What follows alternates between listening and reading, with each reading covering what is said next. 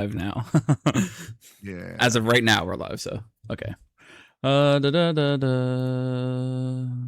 That's good. That's good. Go here, here, here, here. Boom.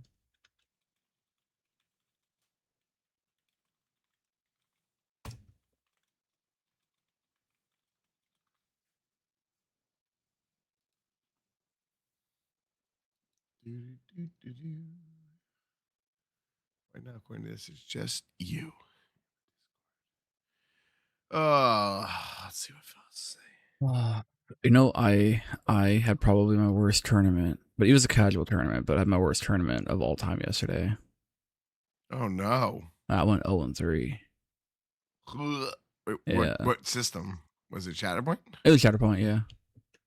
I think it's the worst I've ever done in Shatterpoint. It was fun though. Like I had a good time.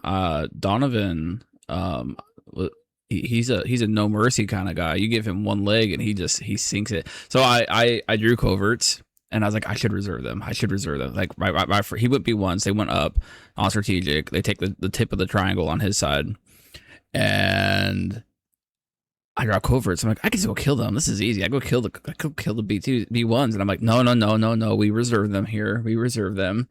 But no, I decided to go and I killed him, and then I completely forgot about Countless, and so I pushed onto his point instead of staying on my own point. And then he was reading his card. He's like, oh, I have Countless. I'm like, oh shit. You have Countless. So he stands it back up, and I score 2 on the on my first go, and I'm like, son of a bitch. And that snowballed from there, just being a terrible time. What's up, Nate? Nate is back in. He's one of the North Carolina guys. He's looking at potentially going to Nova. Nice. Hey, Quincy. Yeah, good times. Only if you use the first Actually, dialogue. you know who wildly messaged me like half hour ago, and I was getting ready, so I didn't get a chance to respond. I'll do it probably tomorrow morning when I sit down. Joey. Joey? Yeah, about Nova list. I'm like, yeah, Joey's going to Nova. Yeah, no, Nate's part of the whole crew from there. So Austin, Joey, Nate, there's a bunch of them that are looking at going. So like, Nate, I know you're here. How many of you are looking at going for Shatterpoint for Nova? Because you left us, we can't do teams at 40K. Our teams event's hurting right now. Yeah, you can do teams for Nova or it's for Shatterpoint. They might be playing Blood Bowl. They might be playing Blood Bowl during that though. Blood Bowl. Mm-hmm. That's fine. We were supposed to have. I dropped the ball on getting an event scheduled at our local store, and we tried to scramble in like 11 days to try to run one today. Yeah. And everyone I messaged was like, "Yeah, summer, like short notice." And I'm like, "Yeah, it's my own fault. I'm kicking myself." So we were supposed to have an event today. Although honestly, I had the honeydew list was growing. Yeah. And like even this past week on nights I was home, every night I was working. For the most part, right after I was done, like getting looped down. So I needed to just do a bunch of shit around the house. That's fair. Because we have Luke's first birthday is next Sunday. And next Saturday, my wife, her mom, her sister, and their 2 friends are going to the BTS concert. So I have both kids. So during the day, I'm going to be trying to figure out how to prep everything for the party the next day. And then from like noon on, I've got both kids. It'll be my first time having both of my own children for more than 4 hours. So, not loving that one. And then the following week, we're going up to Boston because my wife really likes BTS. And they're going to the BTS concert in Boston as well. So we're renting an Airbnb to go up and take the kids up with us. So, fair enough. Nate, I'm the new kid on the block for Shatterpoint in the North Carolina scene. I don't know what I'm doing. This game is like being a baby deer, aka relearning 40K again. Well, you'll honestly, like, I think you have a good neck for it though, or head for it rather. Good neck too, like I think it'll be fine. Like especially like because Nate's looking at playing Empire, so I've been trying to help him get a list together. and I keep trying to push him like go play Moth, because I think Moth is so good right now. Next are important. Hi Joey, it's because of the devil. Pause. Hi Joey. Joey, earlier right before this, I was like, "Hey, I got a message from Joey. I got to respond to," but I was scrambling to get ready for the episode. So I'll respond to you in time. Yeah, good. Priorities indeed. Joey, you'll get a kick out of this, and Matt, you might too. Sam, Finger Guns actually messaged me last night asking about MCP. So he might be towing his head back into the MCP waters. Monday and Wednesday I'm free. Yeah, we can go ahead and talk about that. We'll set something up, man. Gonna go talk some Balin with the Din. It's funny. I did a recording with Omnis last night about Balin, and then we're gonna do Din, and then eventually we'll get our recording when we get the bonus episode for that up. Because I think that'd be the best time for us to talk about Balin, because we've talked a lot about Balin on the show itself. Rogain's I still have yet to be on either side of the table where Balin has impressed me. That's fair. He did not do a good showing yesterday. It was miserable. But it wasn't his fault. It was my fault. I love him though. He's so much fun. He's so much fun. We got to play a game though. You need to stop working so hard so we can play a game. All right. Luckily, one of the people starts tomorrow who's taking some of the work off my plate, but I got to train them for, however long that takes. Yeah. But literally, they're like, how many more people can you hire to help you do these things? I'm like, that number can go on for a bit. Fair enough. So, yeah. Seps are just too good. Seps are really good right now. They really are. It's really interesting because they got so little changes and they're seeing it right now. I think Riff is also the banner waiver for the Seps at the moment, and I think that's a big thing. They didn't have Riff previously, and now Riff just got better. Like, yeah. All right. Let's go ahead and get this show on the road. Let's see. Where are the buttons at? Are they good now, or have they always been? I mean, they've always been decent, but there was a time where they were struggling. But I think before the balance pass, Riff carrying Seps was really good, and then now they're just better, and everything around them got worse. So I think the things that were holding them back. I feel like more and more Riff is sliding down my opinion on Sep primaries right now. I think it's who you run him with. I think Riff Lumi is scary, and Scott piloting Riff Lumi is scary. Like, to me, Riff is always like, obviously he's a super big positioning primary, right? But like, I just think in the all Seps package, or in the Seps package in general, Grievous just does a lot more overall because of the extra movement. I don't know. I mean, if you one wound on Riff, and it gets tough, in my opinion. So I think the other thing too is Grievous has been out of the limelight for so long. If you get paired into a Grievous and then all of a sudden he's like shot across the board and killing something, it's like, God, I forgot he could do this. Shot across the board and bringing one of his buddies with him. Like, he drags the B2 the whole way, right? He just keeps him just in range for appetite for destruction, pulls him up again, lets him shoot again. B2 gets 2 dashes and an attack. Yeah, man. Yeah. And then if you're playing him with Riff, now Riff is getting a jump too and maybe an attack. Like, there's so much. There's so much. Can you? I didn't think about this. Can you Blood in the Water and whatever Grievous is called, Annihilation? Appetite? Yeah, because Appetite for Destruction and Innate, I think. Why does Chris say that's not how the Force works? What did I say? Rift triggers off sports. Oh yeah, duh. Yeah. You're right. Don't. But if you is it a combat action or is it an attack for Rift? So Appetite for Destruction is an innate.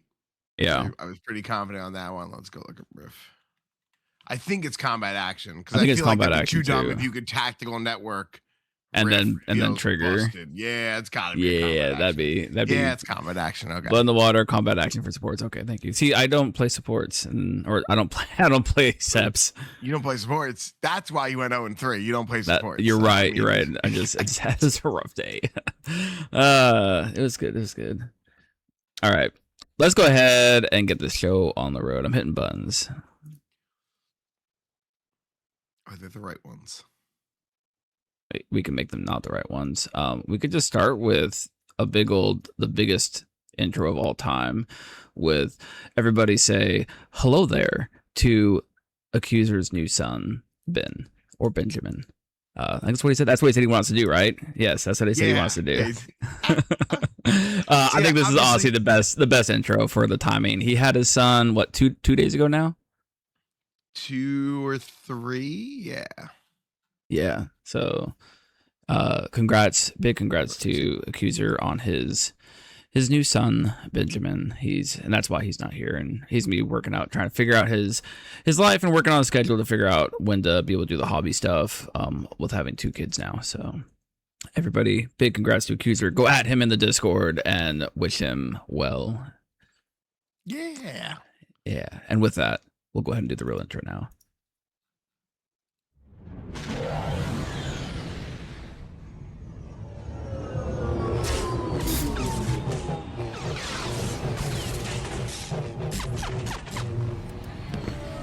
Welcome, my young apprentice. Stretch out with your feelings. I can bring you in warm, or I can bring you in cold.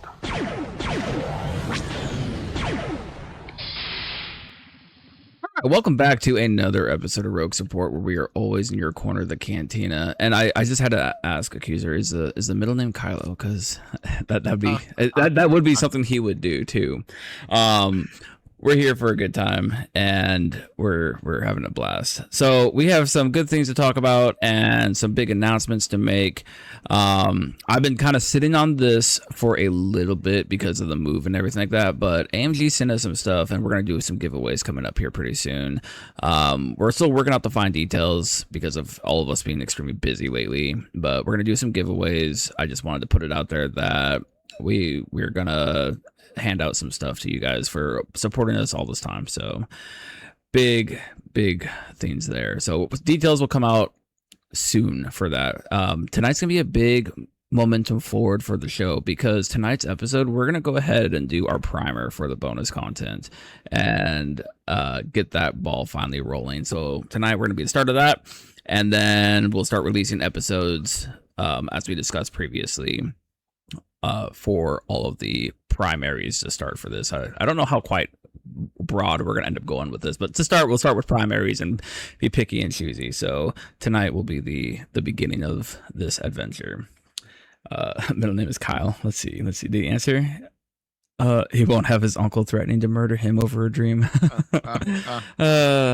That's fun. That's good. All right. So with that, as always, thank you everybody for supporting the show. Patrons, thank you for being who you are. If you'd like to become a Patreon, go ahead and click on the link in the Discord, the description, on the show notes. If you'd like to join the Discord, the link will be in the description as well. And let's just jump over to Matt. How have you been, and what's your corner looking like tonight? How have I been? Eager to play Shatterpoint. I bet. Work has been. When is the last game you played? I played in the event. Oh my goodness, in June.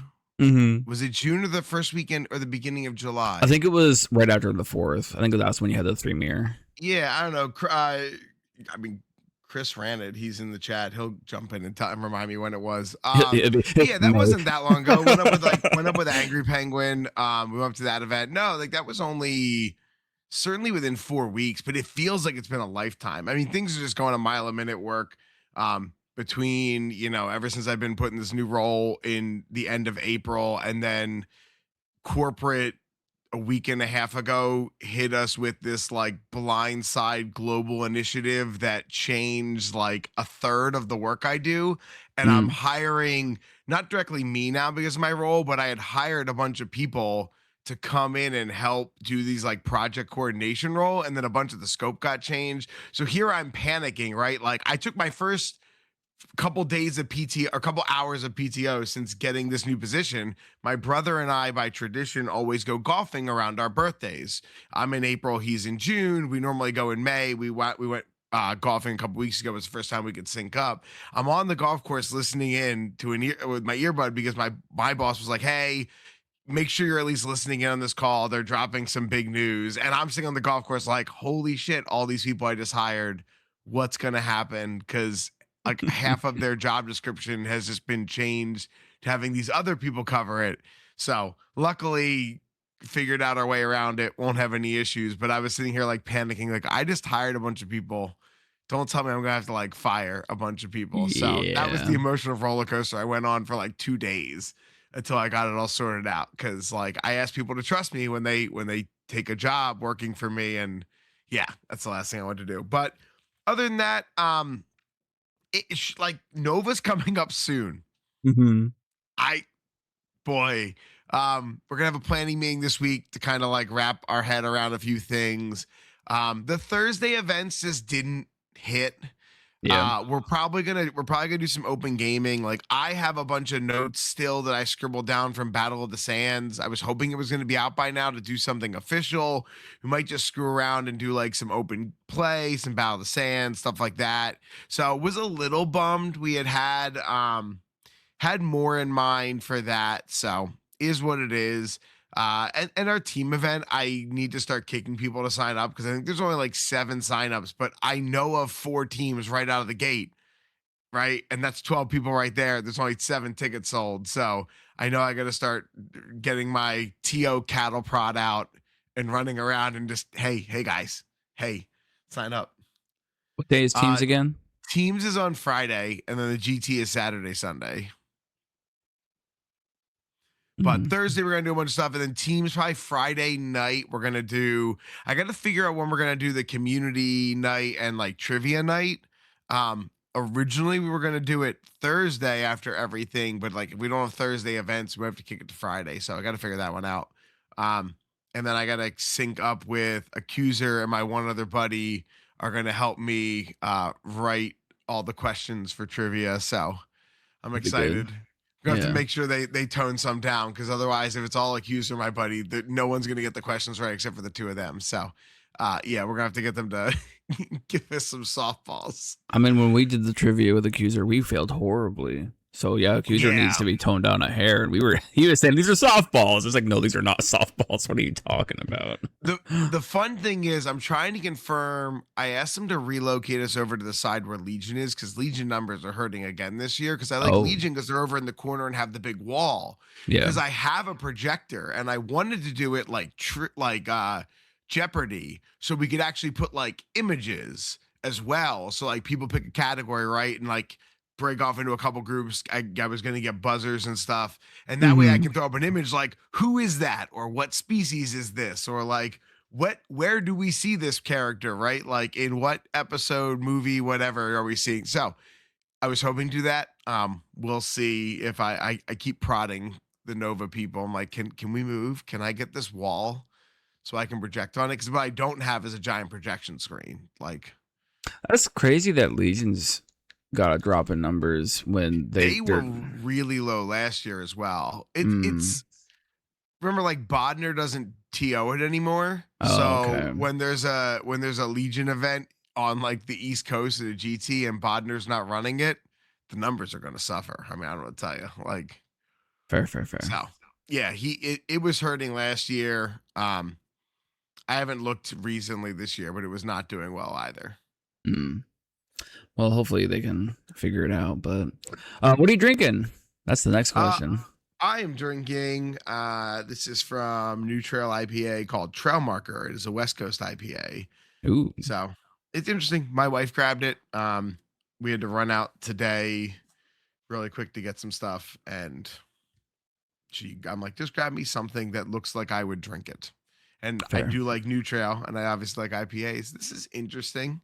It's not bad. It wasn't what I expected. West Coast IPA has been really weird recently, so this was not what I expected, but it's good. Yeah, so I'll just jump right into mine. I have the Victrix Squatch from Spokane, a juicy Imperial, and I haven't tried it yet. I was waiting for this moment to see if this is good or not. So we'll see. It's not bad. It's like it honestly tastes just like a Sierra Nevada. To be completely honest with you. That tracks. Yeah, A little bit more piney, right?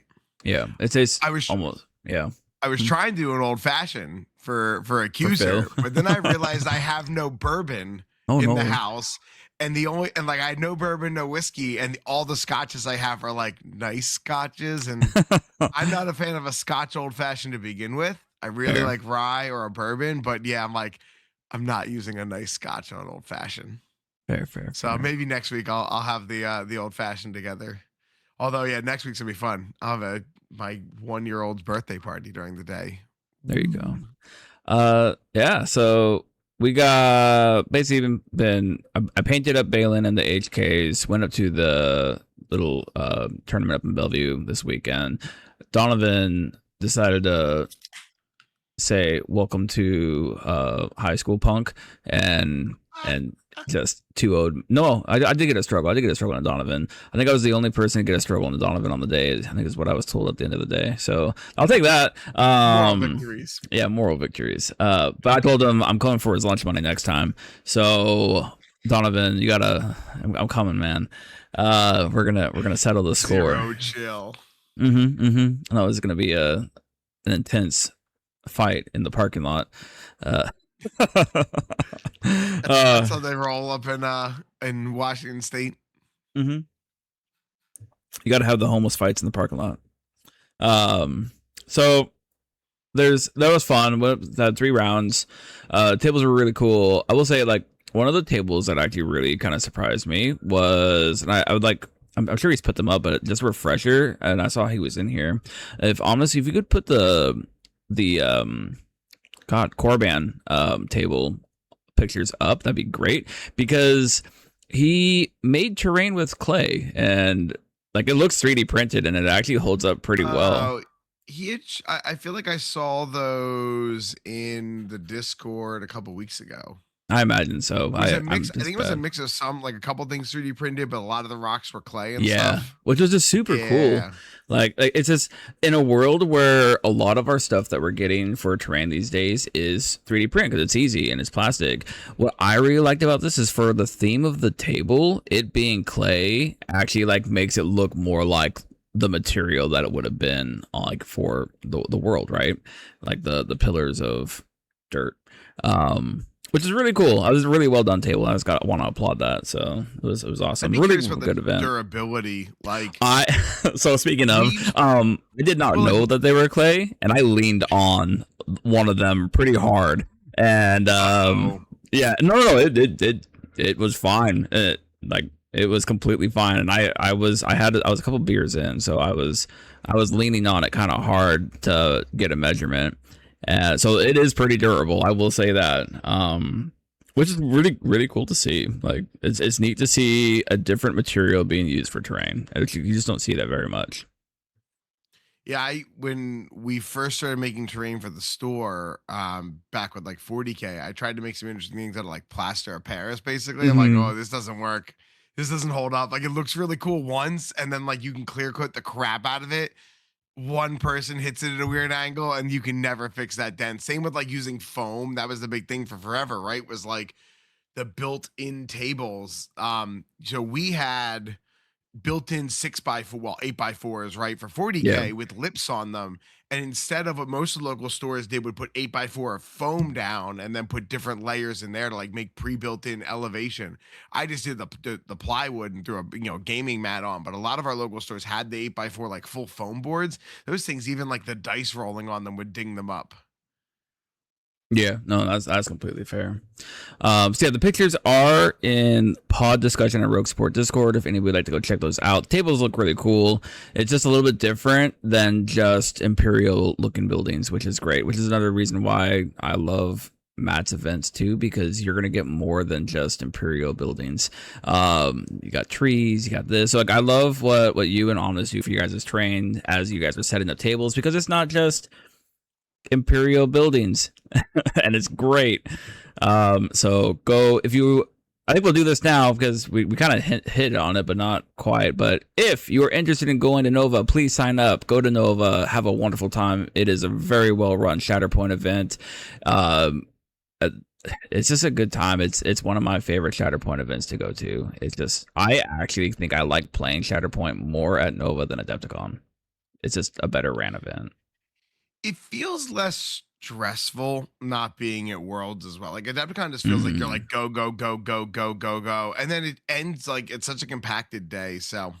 And then if you have time and you want to come up to the good old Northwest and see some pretty chill people up here, Evergreen Open is going to happen. It's called Dragonflight Con. To go find the tickets. It'll be the end of August. That's going to be coming on. It'll be in Bellevue, which is better than Seattle because it's less crowded. So if you feel like coming up here and going to a GT up here, we need some more people. It's going to be fun. It'll be a great time.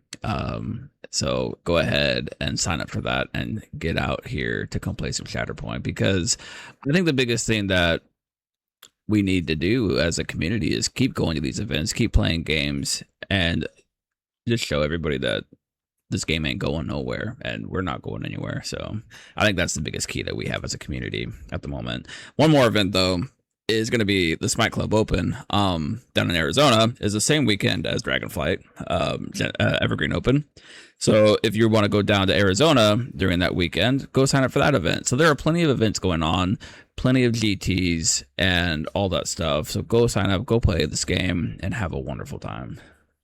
I feel like the GT schedule this year really just shook out to be awkward. A lot of stuff just crammed late in the year. Like late in the summer. I mean, like some things just can't change. And obviously I know we were talking about like a little bit like just LVO, the fall LVO just doesn't still seem to be catching on for Shatterpoint. Yeah. But Chris says, but does Arizona have terrain made out of clay? The whole place is clay, so you don't need it. Okay, so you have two options, right, for that weekend. You could either go like hate yourself down in Arizona because it's sweltering hot, or you can come hang out in the cool air of the Pacific Northwest. I'm sorry, Chris, I said it. But no, go if you want to go to Arizona and play, go play it at Smite Club. They need people real bad. And Evergreen will be fun too. Please go play your GTs. It'd be like 115 degrees in Arizona. Oh my god, I think it's gonna be like it'll be the end of August, so it'll probably be like 75 here. I tell you, I have to make that work trip out to Phoenix, and I was like, I made a comment to my wife. I'm like, well, maybe if I do it the weekend or the week before LVO, I'll just go straight from the work trip over to LVO. And my wife looked at me like, how many days would be gone? I'm like, and she's just like, no. Like not after you being gone for the like Nova, because like Nova is gonna be a full couple of days for me. So yeah, like I'm probably going down Wednesday and won't be home till late Sunday. I gotta figure out how to get everything down too. That's something I have not done. Like last year, I just borrowed. Like, the last 2 years, I've just taken my dad's pickup truck, so I don't have that option. So yeah, I have no clue. You can just rent a truck from U-Haul. I'm probably gonna have to, but like it's you can get a van miles each way. You just get a van. I'm trying to think if it's that like I don't like asking somebody like to borrow a vehicle who's not related to me. That's a little weird. It's more just like eating the cost then of a rental, dealing with that. But like I don't think there's any other way to do it. I certainly can't take the bigger vehicle. My wife needs that to move the kids around in. So that's fair. Yeah, I'm probably gonna have to rent like a minivan or something. Rock says they might have space for some stuff if you trust them. I trust you. The question is how much you've seen how many things that like I gotta bring 12 to 14 totes, all the tubes, all the prizes, all the other equipment and stuff. It's a lot. It's quite a bit. It's all not like I can bring stuff down ahead of time and leave it at my cousin's or leave it at somebody down the DC area. Let's go get a storage unit and just leave it there. Or I legitimately make an excuse to go back down to the DC work office and drive a bunch of stuff down, leave it with like people down that area. Probably there's enough people close there who like there. Be like, yeah, let's leave it with them. I'll come pick it up. We'll make like 2 trips. Simon It's moved, actually didn't not the he? worst. No, but like even like so I normally when I go down my office, my company's office is right by the Dulles airport. Yeah. So I normally stay with my cousin. My cousin lives in like the townhome community right next to Radio Santi, like in the same little area. So I know enough Shatterpoint people right there that be like, hey, can I just leave a bunch of terrain inside your like in your air conditioned space? Cause that's my fear. Is Mm-hmm. even DC during during August gets hot The enough melt it would melt plastic. the rain. Yeah, that is a thing. All right, so we had a hot take given. Nate, my first con and first Shatterpoint event. That's awesome. Nova was my first con, and I was addicted immediately. It's a wonderful time. So, and the fact that first Shatterpoint GT, that's awesome. I hope you have a wonderful time. You're gonna kill it with Empire. They're good. They're solid. Alrighty, let's see. There was a hot take from Din somewhere. There's been a lot of chatter tonight. Oh, there it is. Calling it from Din. Calling it now. Separatists got the biggest buff in the balance pass.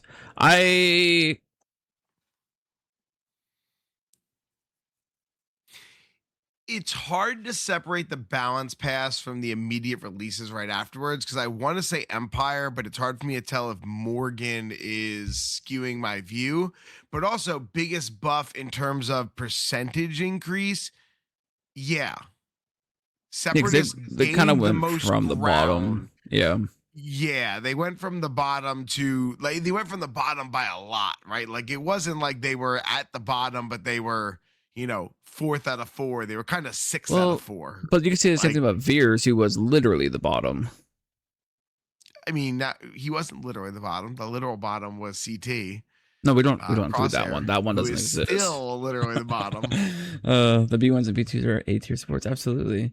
No, I think Separatists definitely got like a major glow up, and it's super important to recognize that. And I think a lot of people, like myself included, kind of discounted the impact those few changes have on Separatists. Like they're kind of scary right now, especially in the right hands of someone who's been playing Separatists over the past year and a half.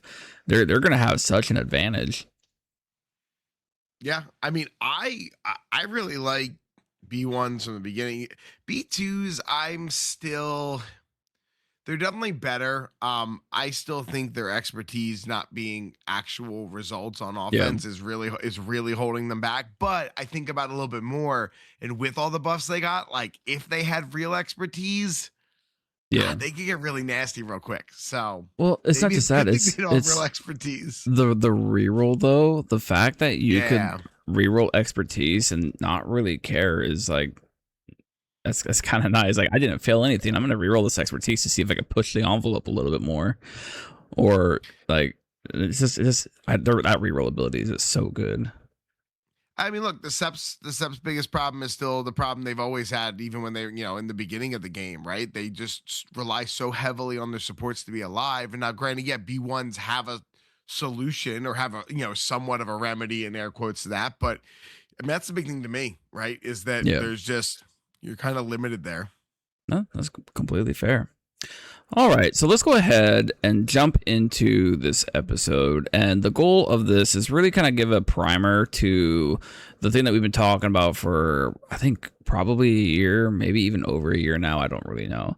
But it's been talked about for a long time of trying to do a basically masterclass, so to say, on certain primaries. We'll be inviting different guests on that are known for being quote unquote masters or experts with certain primaries and list building strategies, and kind of building up this portfolio of a resource that you could go to if I want to try this thing out, but I want to hear from somebody very easily accessible to get quick information from and content. So that's the goal with all of this.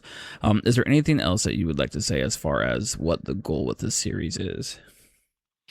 I mean, obviously, remember, it's going to be a mix of like us talking about our opinions. We're going to try to bring people on who we think are kind of more experts in these models. But yeah, it's really it's less getting into specific lists builds at that time. Just right. We want it to be a little more evergreen. But no, I mean, it's going to be just hopefully some pros and cons, right? Strengths, weaknesses, some strategies and tactics. So Absolutely. And who would we be if we didn't kick this off talking about Mando and Maul?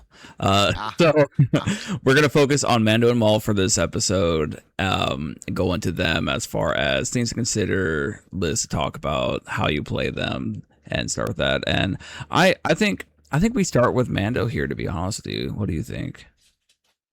Yeah, I'm good either way. All right. So I'll let you take the lead on this one, and let's pave this road. All right. So I think the first thing, and maybe this is where we're going to kind of hash out a little bit of this on this episode. True. That was why Kind of you go refine our first. process. Right. Well, that's also right. That's why we kind of wanted to do this as our main episode because, right, Hmm. we tend to riff a little bit more, and we're hoping that normally these will be more targeted. So to me, the first big things I'm looking at are strengths and weaknesses. Right. So Hmm. to me, I think with Mando, I like to start with his weaknesses because I think there are very few of them. Which obviously is why he's so successful as a primary. So, biggest things I see for Mando's weakness are, frankly, he just doesn't have that big offensive spike. Yeah, he has the capability. He can roll that sweet expertise spot in range and get the 5 auto damage. Cool, but he really, to me, is you love it if he gets 3 spots down his tree. But Hmm. he's really like for the double shove on the bring him in cold side, right? No, bring him in warm is melee, right? So to me, he's a 2 to 3 spot down his tree model. It makes it so there are definitely times he's gonna be rough if you draw him, and you're like, well, this is a primary. I need him to make a bigger impact, and sometimes an impact is killing things. And even with the extra 5 dice attack from Clan of Two, it's not getting there. Sometimes.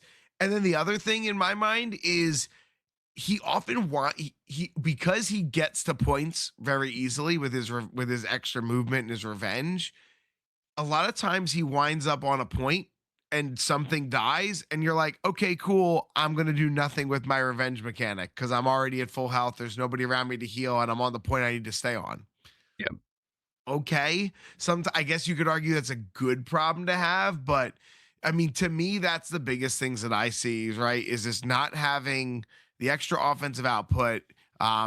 And then yeah, he very often winds up being a dead revenge trigger. Yeah. And I think that is when I think of weaknesses for Mando, that is by far the first one that comes to mind. Is there are so many times where you want to use and get use out of the revenge trigger, but if you leave the point, you might end up losing it because of something else, like extra movement from your opponent, or this, that, or the other. Like I think one of the worst feelings in the world is you just revenge Mando onto a point, and then you draw Mando next, and then it's like, oh, well, okay, I guess he's gonna go back into reserve. Mando's definitely like something too that, with that in mind, that you need to plan to reserve Mando. You need to be able to afford to reserve him because if you draw him early, you're more than likely reserving him. And that's why Dengar fit in so well, right? Like just that Mm-hmm. free reserve mechanic is really nice there. And yeah, then right, getting into the strength side of Mando, he gets to displace models, right? He has diceless displacement. He gets to do that. He has shove access early, so he really has the ability to move 2 units off of points, which is a Mm-hmm. lot, which is big. It makes it really easy for him to be able to impact 2 points in a turn. And obviously, there's a chance he can impact 3 points then, right? He has the ability to like shoot and shove one person off a point, clan of two somebody off a point, and then go walk onto a third point and be an extra body there. Yeah. So, yeah, that's right. If the stars align, he can flip 3 points very easily. But that he can easily impact 2 points and it's reliable. Clan of Two is reliable. It's Getting 2 to 3 down your diceless. tree is reliable, right? Like, but even like I was really worried in the beginning that Clan of Two, the restriction of having to be within or not being able to be within 2 of anybody who doesn't share one of those tags. I really thought that was going to be a limiting factor when I first saw the model. It really doesn't ever come up. Nope. Even when I played him in an Empire build where like maybe one other unit isn't a negative, it's pretty easy to find a way to be within outside of 2 of one of your own models, and then still be able to do what you want to do with Clan 2, whether it's shoot or take the shove. So yeah, to me, that has never been really a big negative draw. Yeah. I think that's a great point to have. I think my biggest strength to Mando is he's arguably just tanky Maul, but not at the same time. I hate saying that because like I was thinking about this. You were saying it's like I know we used to actually compare Mando to Maul a lot because they were doing very similar things. Their attacks are fine, but like it's their tech that they're bringing is what you really wanted. Where Mando is more tanky, Maul's more aggressive. But the thing is you could be aggressive with Mando. You can literally get across the board if you need to. It's just you gotta hope your dice are really good. um, Yeah, I mean, right, he's 11 health. He rolls 6 dice no matter what. Great expertise. Has a deflect. Yeah, he's definitely a tanky unit. What's really interesting is every once in a while, probably one of every like 7 or 8 games, somebody just decides I'm gonna focus down and kill Mando. They get an expose on him. They roll well. He goes down in like 2 to 3 attacks, and you're just like, huh, that's interesting. I've never. I I can't think of a time I've lost a game that Mando has died when someone's going after them. I'm not saying I don't think that's a good strategy against Mando. It's personally never worked as a strategy against me. And no, I've like never tried that strategy against other Mando players and found it to be successful. to caveat, I think the big thing is if you're talking strictly from full, like going after him when he's Even full like health. Yeah, when he's full health, like I've watched people go like, oh, they have a way to get it, coordinate fire expose, or they have a way to put an expose on him. And they're like, great, I'll put a supporting unit at him and take out half his health, right? And then I'll go after him again with another unit. So like they put multiple attacks into him to kill him. I think the only time where it makes sense to do an attack on a Mando is because, well, everybody else around you is dead, so he's my only target, so I'm gonna shoot Mando. That's usually what happens. Is like, what else am I gonna do? So I might as well use my action and get something, and some chip damage on Mando is amazing because then it sets something else up to get the kill later. But if he's got more than 5 health, like he ain't a slouch. Like he's real hard to take down. I will 100% agree with that. He's got some of the best defenses in the game. And like fearless and inventive is really overlooked. It is very, very rarely impactful, but the times it is, boy, how. Like I did it at Adepticon. No, it was a Adepticon, last year. Not last year, the year prior, right? So a full one ago. Walked up and like, cool, I'll get fearless inventive. I'll roll 11 dice with Mando and melee. Great. I'm gonna do everything I want. Those are those times Mando actually gets to do damage. Yeah.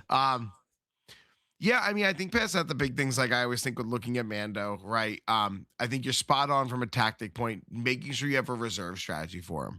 Whether that strategy is Dengar, I think that's a really good, just common pair with Mando. Yeah, I mean, or it's make sure he's in a list where he can afford the extra die. We've talked a lot about how he goes into your normal armor or Mandalorian list, and it gets a little tight because you're a little tight on force to begin with. You have a lot of spots that want it. Mando basically needs. You really got to account for Mando to be a 2 force unit, right? He wants to keep a force for clan of 2. And he probably needs to have a reserve option. So yeah, later in the order deck, you don't have to account for that extra dice for that extra force for reserve, especially if something's died already, right? Like that's one of the things I found with Mando, especially running. I played like when I was running a Mando recently, right? And like was running him with Han and Chewie and Baze and Chirrut, or even like running him with Rebel Commandos as well. I don't mind running those supports up the board because okay, great. If they die, I have Mando now gets an extra, gets a little bit farther up the board. And now I know whenever I draw Mando, I'm less likely going to have to reserve him. So there definitely is some tactic there to not being afraid of that first death from somewhere in the game because it lets you get Mando up the board. Assuming you remember your triggers, right? Like, well, I think that's just accounting for forgetting your trigger. I think it's any revenge list because I remember back in the day, Mother list running Night Sisters was great because you're like, I'm just gonna run these Night Sisters up the table because you're gonna take the bait, and now Mother's super relevant. See, I don't rely on that for the models that only get dash on revenge. Like for me, Leia, Mother, unless you keep a ladder within range, you're like, all right, Mm, great, dash gets you a little bit further up, but the full moves are really just a lot bigger, right? Like 100%. that matters, and that gets them in a position where they, the nice thing with Mando, because Clan of Two gives you a move. Often, if there's that first wound, you can put yourself in a position where you don't have to even make a move action with Mando, right? Like you can Clan of Two, get that dash, do something, make an attack, and then even recover, right? Or hunker or do something else. You're not required to be in a position to have to throw to make a move action. Or you can save the move action for the end, which is always nice. 100%. 100%.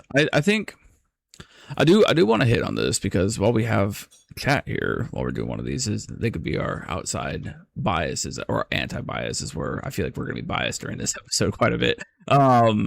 We have Omnis. He does want to say Dywell does make Mando less reliable these days, as well as the other accesses to expose that have been introduced to the game. Things like armor, things like the night troopers and Enoch.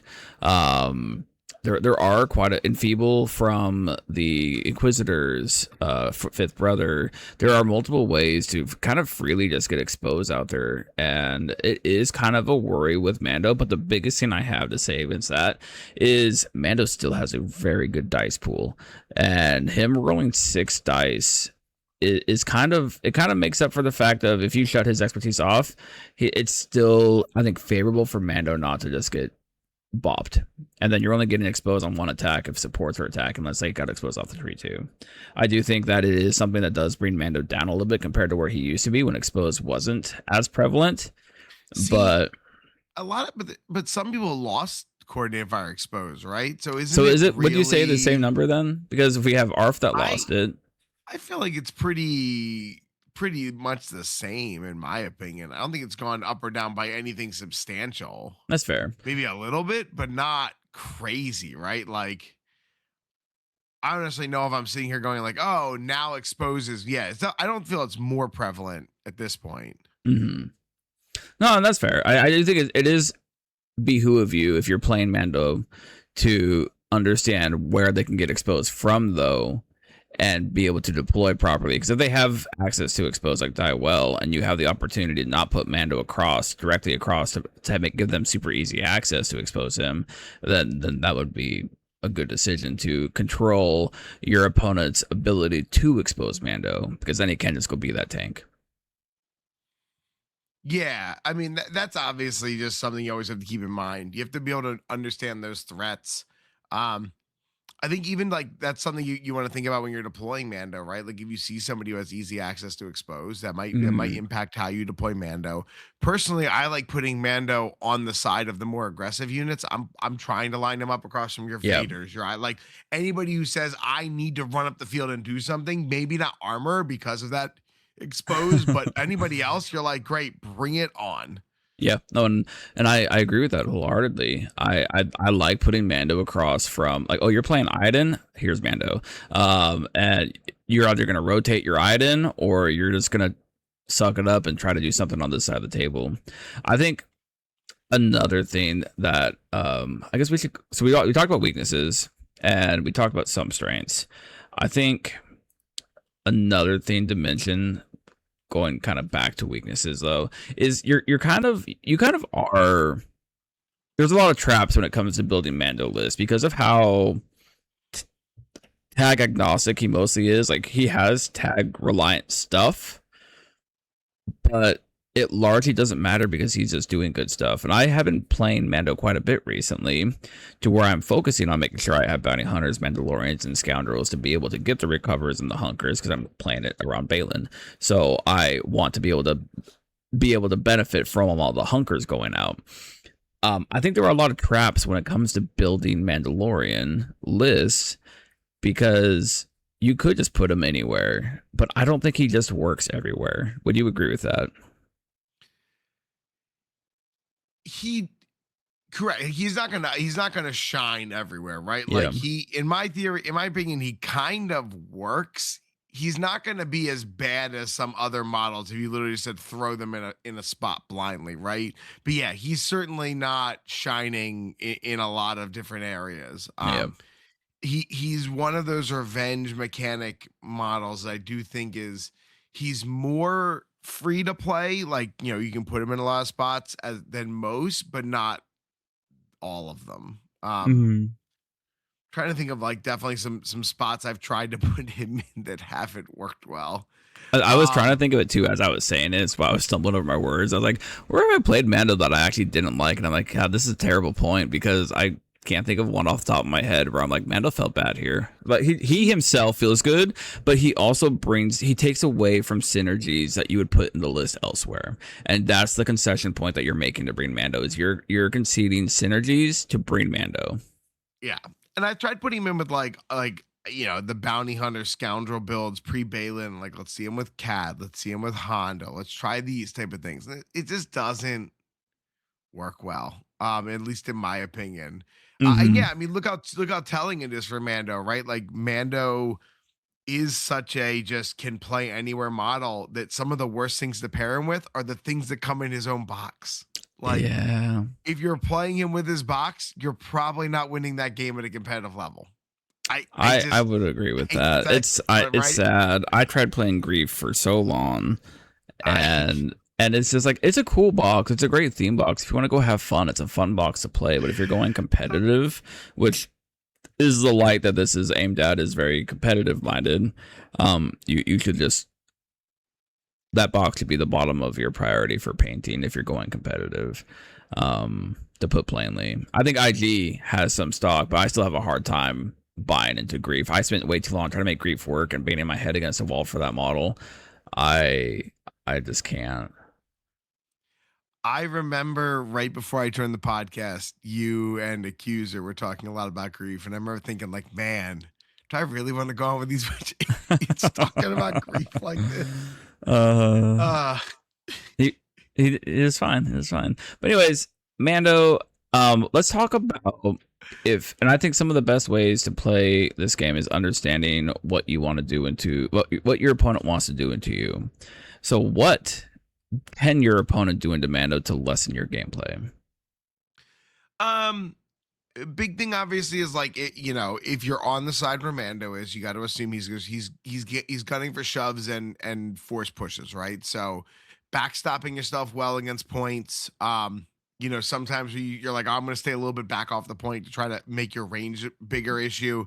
Just getting into a position to make it so the Mando player, to get the shove angle they want, has to put themselves into a bad side, right? So like if Mando, let's say, let's use shifting for example, because it's nice, easy grid. You're on one of the outside points. Let's say Mando lined up, like most people do, right? Most people line their primaries up in between the two outside points to kind of make inner lanes.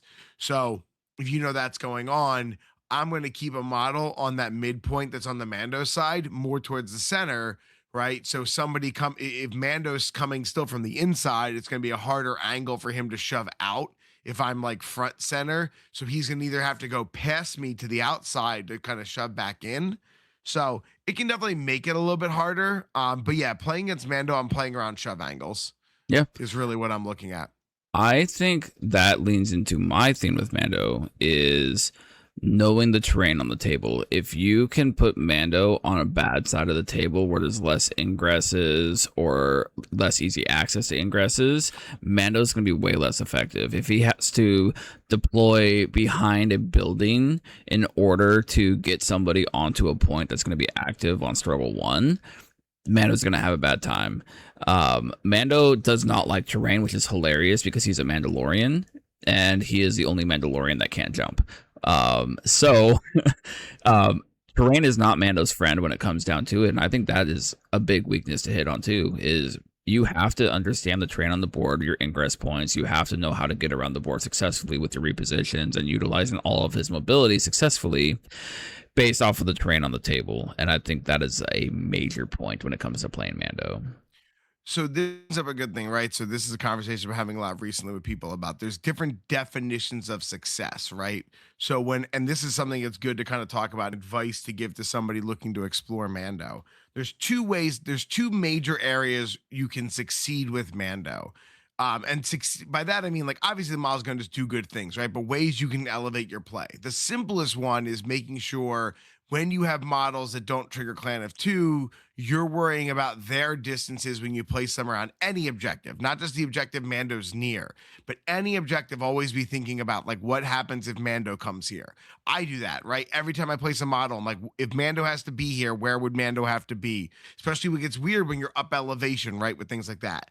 And then I think that next tier of success where people with Mando really, like, always are doing, or, having him be impactful, when you're putting him on a point, think about how he would leave. Always think about his departure. Always think about what happens if a wound happens and I need Mando off this point, because you can position him, and this is kind of like knowing heat maps a little bit, but also just knowing the distance between objectives.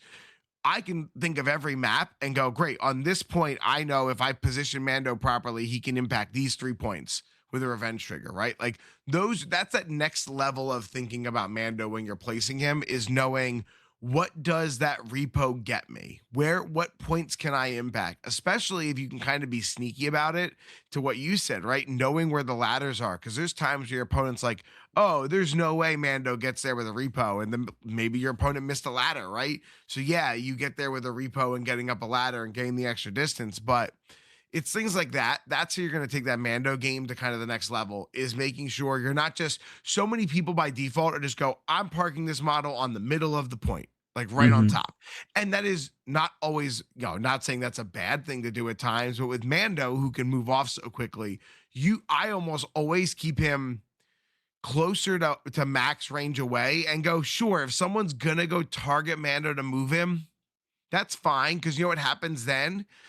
They can sometimes just whiff. Like, even good models can just whiff into Mando. So your opponent gets there, sets up, and goes, man, all I need is one shove to get Mando off. Cool, I'm rolling a bunch of dice. And Mando just goes, sorry.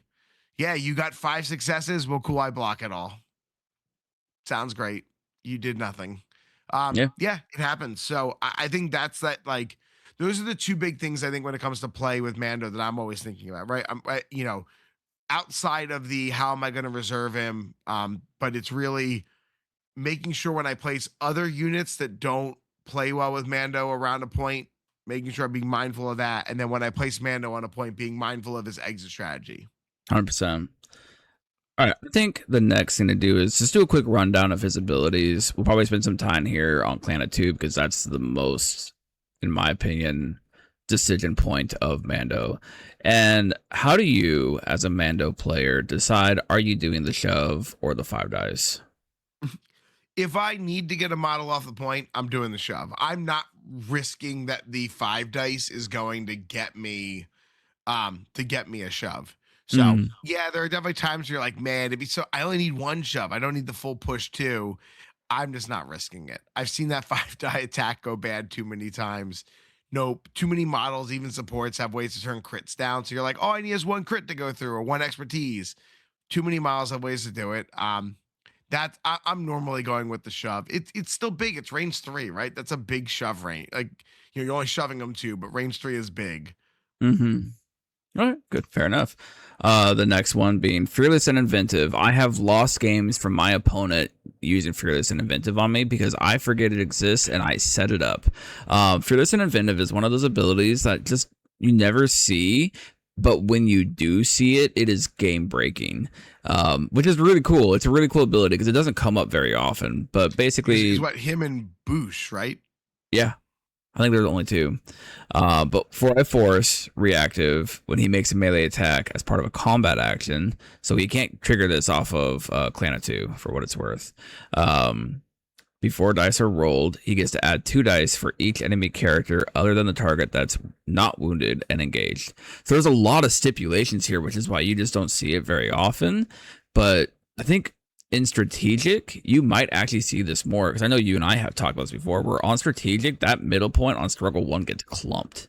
Yeah. And I could see this ability being used more because of strategic. But I will just say this: I had a game against Joven where he was rolling like 14 dice or something like that into stuff, and I was just like, Mando's just killing stuff left or right. Like, this is not supposed to be happening right now. uh He's definitely good at getting like 5 damage out, right? Like he'll definitely have non-shabby attacks, right? But he's just not getting those big spikes as a primary. But yeah, Fearless 100%. Inventive, it comes up big, especially late game, right? It Mm. is almost only impactful late game, in my opinion, because exactly people are crowding points near the end of the game. Miles are already dinged up. People aren't thinking about it. Yeah, that's to me where Fearless Inventive becomes backbreaking if it comes in. Do the magic hand thing. It's just deflect with a cool name. Yeah, it's showing you the Grogu models on there, right? Yep. And it's great though. Like, it really is great. It's great to have it on a tanky model. And because I don't care if you're rolling 5 dice or you're rolling 20 dice, there's going to be a fail.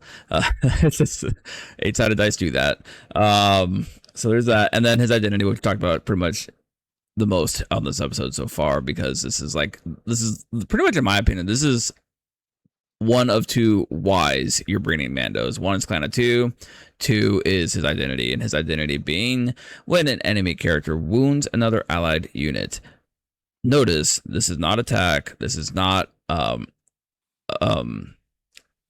like that. It's just when an enemy wounds an allied character, you get to do this. He gets to recover too, and then repo. That's the biggest thing too, is if you're playing into Mando, make sure your opponent or you as the Mando player recovers before they repo, because that gets messed up quite a bit actually, to where they'll repo and then do the recovers, because he gets to recover too, repos, and then other bounty hunter Mando scoundrels get to do the condition removal. So it kind of gets tricksy in that fact of like, well, but I'm healing here. Well, no, Mando has to do his recovers first, and then you can go do the move and give out condition removal and hunkers. Which the condition removal, I think at this state of the game, might be one of the better parts about this identity. The movement's great. The movement is great, but condition removal of range 4 is kind of insane. And when you're pairing this with somebody like Balin, for instance, that hunker sinking ends up stacking up really well. Condition removal is great, and the Mando, this identity has kind of just gotten better as time has gone on, because it does so much. Yeah, absolutely. Early on, you're definitely like, cool, a hunker, that's neat. Maybe it's probably irrelevant, right? Like, oh, cool, you moved to condition. But yeah, I agree. Like, we're definitely in more of especially a strain meta, for sure. So, and Mando already himself, is kind of a little strain immune, or like has some strain resistant, the idea that he recovers before he moves, right? So that's another big thing. So yeah, right, like I think the condition impacts on This Is the Way really are shining more as we get farther into the game. All right, then based off of the card alone, I think there's one more decision point to have. Are you bringing him in warm or bringing him in cold? I'm almost always keeping him on the range side, which I think is bring him in warm, if I remember. No, cold is the range side. Cold, yeah. Okay, warm is the melee side. Damage. But see, I'm different though, because I like the warm side because double shove on 3. The double shove on 3, like the thing to me is I'm starting him out in bring him in cold, and the double shove on 3 is. It's more, here's the thing, if you're going to be throwing a 5 dice attack, right, with Clan of 2, if you can't do that melee, your math is better off getting the shove on 2 from the range side, because that double expertise is 2 crit, than, in my opinion, getting the shove on 1, I guess depending on what you're shooting in, right, how many dice they're rolling, but I just don't trust 5 dice attack much. But yet, that being said, I love 5 dice attack from separatists, because they're often 6 dice, right? But what 5 dice does nothing. What I do love about Bring You in Cold though is you get the repo on 4, or you can get a free Clan of 2 on 4, which is just more mobility and more stuff for Mana to do. I think the Bring You in Cold side is very utilitarian, where I think the Bring You in Warm side is very much, okay, Mando needs to get something done on his turn. Like, not utility purposes, but more of I need to impact models. So I think warm is impact models, cold is I need to be moving around and doing stuff. Well, and even warm, they really did a good job, in my opinion, balancing the expertise on this one. Because think how dumb it would be if you get 4 steps down on warm. You can go shove, shove, dash. Now you're doing that like wrecker Yeah. amount of like yeeting yourself across the table. Shove, shove, dash after a clan of 2 dash with immediately with a move action. Right, he can fly. He can be Mhm. a lot of places for sure. So, And I and think, his just expertise is worse on that side. I'm bringing yeah, you in warm. I think that the interesting thing about Mando is he is one of the few, and I can't think of any others to be honest, but I don't want to say he's the only one, but he's one of the few primaries / models in this game where you're not deciding his side based off of defenses. You're deciding it based off of what his offense needs to do. And what's nice is because you get to flip once per turn, and you're really, I mean, yeah, you can make a second attack with Clan of 2. It doesn't matter. Like it's not like some models where you get caught. Oh, I'm on the wrong side. Like you said, right? I need to stay here because of defense. Whoops. Doesn't matter. That's why I don't really think too much about what, like, I always place him in the range side, I guess, because you're like, oh, I'm deploying him. Therefore, he's farther away from things. So he's more likely to Yeah. shoot.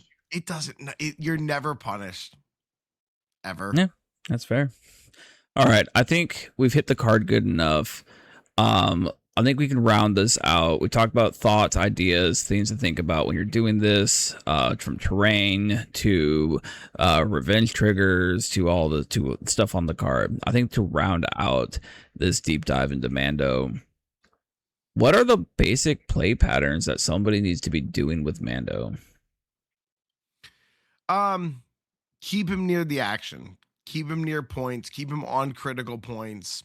Make people have to either ignore him, and that's a tough piece to ignore because he's around. He's going to be there. He's going to be alive. Or make them try to interact and deal with him. I mean, it to me, Mando. As soon as I get him, it's show me the front line. Right, just march right onto the front line. Start taking bullets. That's all I care about. So. I would agree with that. I think it's just make him relevant, and it's way too easy to make him relevant. And that's really all it comes down to is he needs to be near the action. It feels bad if Mando's on the corner of a board, and that point's not on. Like he just like, oh, good. I wish he was on the other side of the board where there's 5 other people there because I want him to be the one they're shooting, not all this other stuff. I want him to be the one doing this. Like a lot of times it's very much, how do I make Mando relevant? And if that is the forefront of your mind when it's Mando's activation / his revenge trigger, all this stuff, how do I make Mando relevant at this board state? Then you'll be fine with him. All right, last thing. Let's give people some quick builds of stuff you want or you enjoy paired with Mando / under Mando. I think the obvious cat in the room is Bo-Katan with Mando is just money. Bo-Katan being able to jump Mando is amazing. Giving protection steadfast to Mando is amazing. Bo-Katan herself is a wonderful piece. She does so many different things. Bo-Katan either under or in the same strike team as Mando is just profit. Yeah, and that's one of those things you're not even punished. Like you don't even have to go on Mandalorians. Yeah, just take Bo. That's that good, right? And same with Dengar. Like Dengar to me is a model I'm just gluing to Mando a lot. In the anytime you're playing him outside of a Mandalorian show, and you're just playing a bunch of good stuff. Yeah, it gives you a free reserve. Dengar's a reliable character to begin with. Dengar being able to remove conditions, right? We talked about it. Just they're a good time together for sure. Mm-hmm. Other key spots, right? Because he's always fit really well into Empire. That's been a thing for a while. He is Especially Empire's earlier revenge trigger. Like he is Empire's revenge. Yeah, right. You're not wrong. He fits well. Also, in my opinion, he is the go-to as the 4th model in most like 1+1+1 type units, right? Or type lists. If you're bringing a premier list where you want everything to have an opportunity to play with each other, you're probably bringing Mando. Yeah, because he's just good. If you're not bringing an all faction list, you're bringing Mando, and even if you're bringing an all faction list, you might still be bringing Mando, right? Like I almost brought all rebels to Adepticon and still would have brought Mando as my 4th rebel primary. Yeah. And it's like right? he Like, just how he do you does go with it, Empire? this comes Go back to he doesn't care about the tags as much. Like the only tags he really cares. I think the only time that I found that I really actually cared about the tags is when I'm trying to pair him with Balin, because now he does want scoundrels to give the hunkers out. He wants bounty hunters to give the hunkers out. He wants all these different things, but it's not because of Mando. It's because of something else in the list. Yeah. And yeah, like again, like he fits into a lot of spots. I'm just every time I see him in the premiere, right? It's Yeah, often not with the Mandalorian tag or it's jumping into something else. So no, I mean the Balin's really an interesting, like it's just another good primary that gets just enhanced yeah, by Mandalorian, right? Mandalorian is not the flashy piece. He's the bread and butter. He's your foundation of your list. He's not the guy going to go out there and do 5 backflips and do something crazy. I mean, he can, right? He can impact 3 points, but he's really there to be old faithful, yeah. just reliable. I think Gonna that's the get some best way to put shoves, it. gonna do a little damage, gonna impact some points. He's gonna tax your Absolutely. opponent mentally. Yeah, that's the big one too. Is, oh God, if I kill something here, what is Mando gonna do? How do I pay attention to what Mando is affecting on this board for me to play the game? And Well, that's and the best thing. so many people forget about the condition removal and the hunker because all they're thinking about is like the recover to and the repo, and their brain stops there. And I'm not saying like people aren't smart enough to read the rest of the card. There's just so much to think about when it comes to what is Mando going to do when I wound something. Your Hmm. brain's like, all right, he's going to recover. What does that matter? All right, he's going to move. Okay, great. Like you're like, okay, how do those 2 things impact me? Then you're not going to think about, well, he has a full move and then a range 4, remove a condition. And there are those times where you're like, all right, I've condition stacked this model. This model is not a threat when it goes to activate because it has strain on it and 2 health, right? Type thing. Well, I think that's the other thing too. In Is it's comes like Mando. a lot of times with revenge triggers, it's like, oh, if I just wound the revenge trigger, then they're not going to be able to just move this onto a point, and it's fine.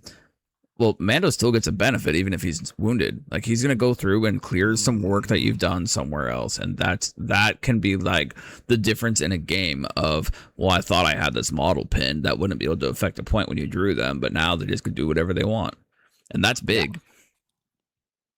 Mando's for Revenge sure. is amazing. One question came up from Din. Would you say Mando needs to be put in a list that plays very dynamically?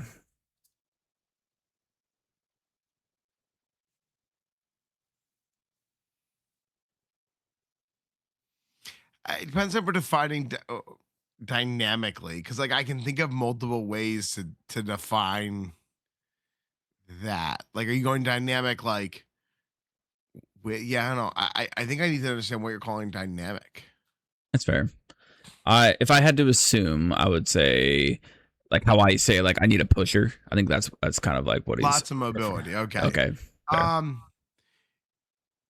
because Mando can't move other people, and there's not many people who can move Mando besides Mando.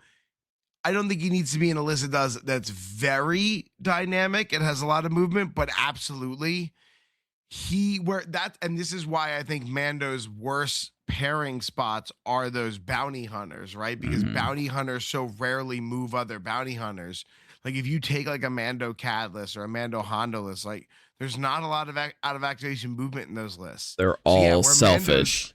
exactly right. So where Mando's gonna shine is being the tag along guy, right? Where everyone else is doing cool stuff synergy wise, and Mando's there like, hey, I just showed up to the battlefield because you guys paid me, and I'm just gonna do my thing over here. And yeah, we're gonna win because I'm here and you paid me. But whatever you guys are doing, I don't want any of that.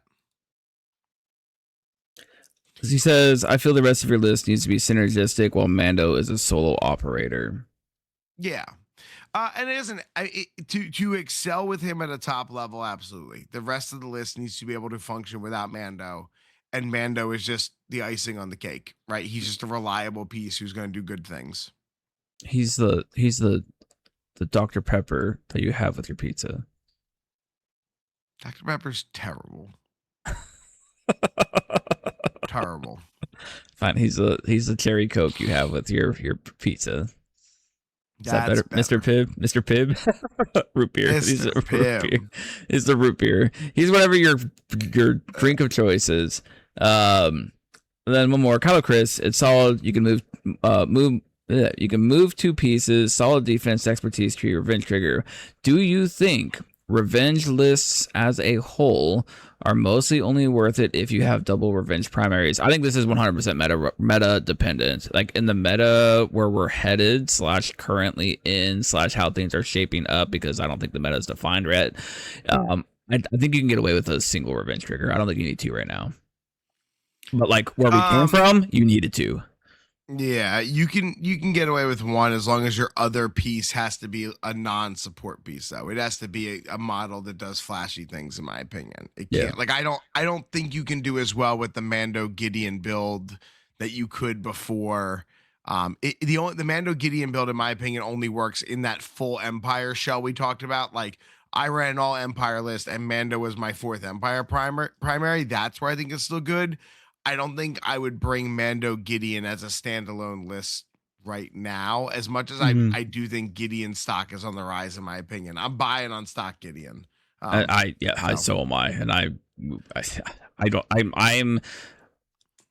I'm having internal struggles right now because of how much I think I need to have Gideon right now. And that's, I can't even say something. Buy low, sell high. It's buy mid, sell high. But yeah, we're buying on where's my little bell? Yeah, I think Moff is interesting right now, to say the least. One other thing I think is, if you were to take Mando to a game right now and you couldn't take PLC, because we all know that you'd probably just say PLC, but you're just gonna play Mando with a list, what would that list be? If I was gonna just take Mando right now and it can't be PLC. Hold on, am I going right? This is competitive, right? I'm going to a competitive event. I think that's the line we want to focus these discussions around. It's going to be competitive.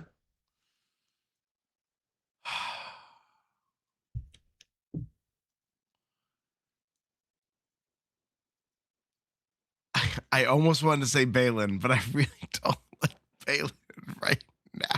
All right, I'll go first so you can get a moment. I really actually kind of like Mando with Balin, with Mando taking Bosk and Bazin Turret. I've been enjoying that lately. Bosk, Bazin Turret, that's really interesting. Because here's the thing, is if the opponent actually goes through and kills Mando, Bosk gets to move. Yeah, that's fair. I think if it's me, I kind of agree with Chris. Like I might go Mando Maul right now. I mean, I love Mando Maul is I don't think you bring enough good supporting things. Like it's obviously a Dengar list then. Like I think that's where I'm starting. Mando Dengar, because I do think the PLC build's really good right now still. I wanted to try Mando Jin more. Yeah. Just because I think the 2 kits play really interesting together, because like it lets you run Jin down people's throat a little bit more, because Mando can trigger off and do stuff. So yeah, Maul. I like the shots for Kanan. I think Kanan's really an interesting point, because then you don't feel as bad also about having to bring like the chopper side of things, in my opinion, or Ezra obviously can be fragile at times, right? So like there's a little more backup there. I could definitely see the Kanan build being good with Mando right now. I really think it'd be Mando PLC or Mando in that all Empire shell. I really do like Mando in the like Mando Thrawn, Moff Gideon. I love Mando Thrawn. It's so much fun. It's so good, because you can still get to do Thrawn cards with Mando. He gets to use it. Like, it's great. So I think those are the 2 areas. If you're not letting me bring PLC, I'm looking at more of like your Maul, either your Maul Kanan as like a standalone, a 2x2, or if I was putting it into more of a full premiere where I wanted to go higher synergy, it would be in the Empire shell as my 4th Empire primary. All right, let's do the flip side, just because we're here and we're talking competitive, and I can't stress this enough. This is strictly in the mindset of I'm taking this competitively. What is something that you would never take to a GT with Mando? I mean, I wouldn't just toss him in with something Republic. because he obviously can't take anything Republic. So he's a little tight there. I would not bring a bounty hunters build. I wouldn't bring Cad. I think that's the big thing for me is I Cad would be like on paper, Cad with Mando looks so good, but it does not perform. I don't care. I love you. I love you. I love you, Todd. I love Todd, and I love that he enjoys this list. But I could not play Mando Cad at a competitive event. No. I think Mando plays really good with Rebels and Empire for sure. I don't love him with he doesn't play well with things outside of his era. I wouldn't try to squeeze him into something Separatist. I wouldn't try to squeeze him into something Republic. Right, there's not enough good generic stuff you're bringing with him to make it matter. I wouldn't be trying to jam him into an all bounty hunter shell. Love you, Todd. Yeah, no. Kando with IG doesn't work. I think it works and it's fun, but it's a fine line of one thing goes wrong and everything falls apart. And I emotionally and mentally can't handle that at a competitive event. So I can't handle it. I think it's a fun list. I think it's a good list, and I think it can really blow some people away. But it really treads that fine line. If you're going for gold and you want to win a GT, you are putting way too much on luck to reliably do it. I mean, you're going to have force for days. That's great, but you're still just not going to be able to do enough because you're going to have models that are going to get stuck in bad spots. You're not going to transition from struggle to struggle well without the out of actuation movement. I mean, it's as simple as that. Only Republic primary I would play with Mando would be Ahsoka 1 in the Mando's list. I think that's a fair shout.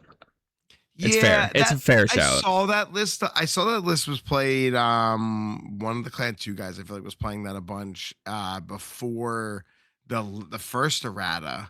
And it was interesting. It was really good, right? Like from a revenge point, both revenge primaries having a full advance was really good.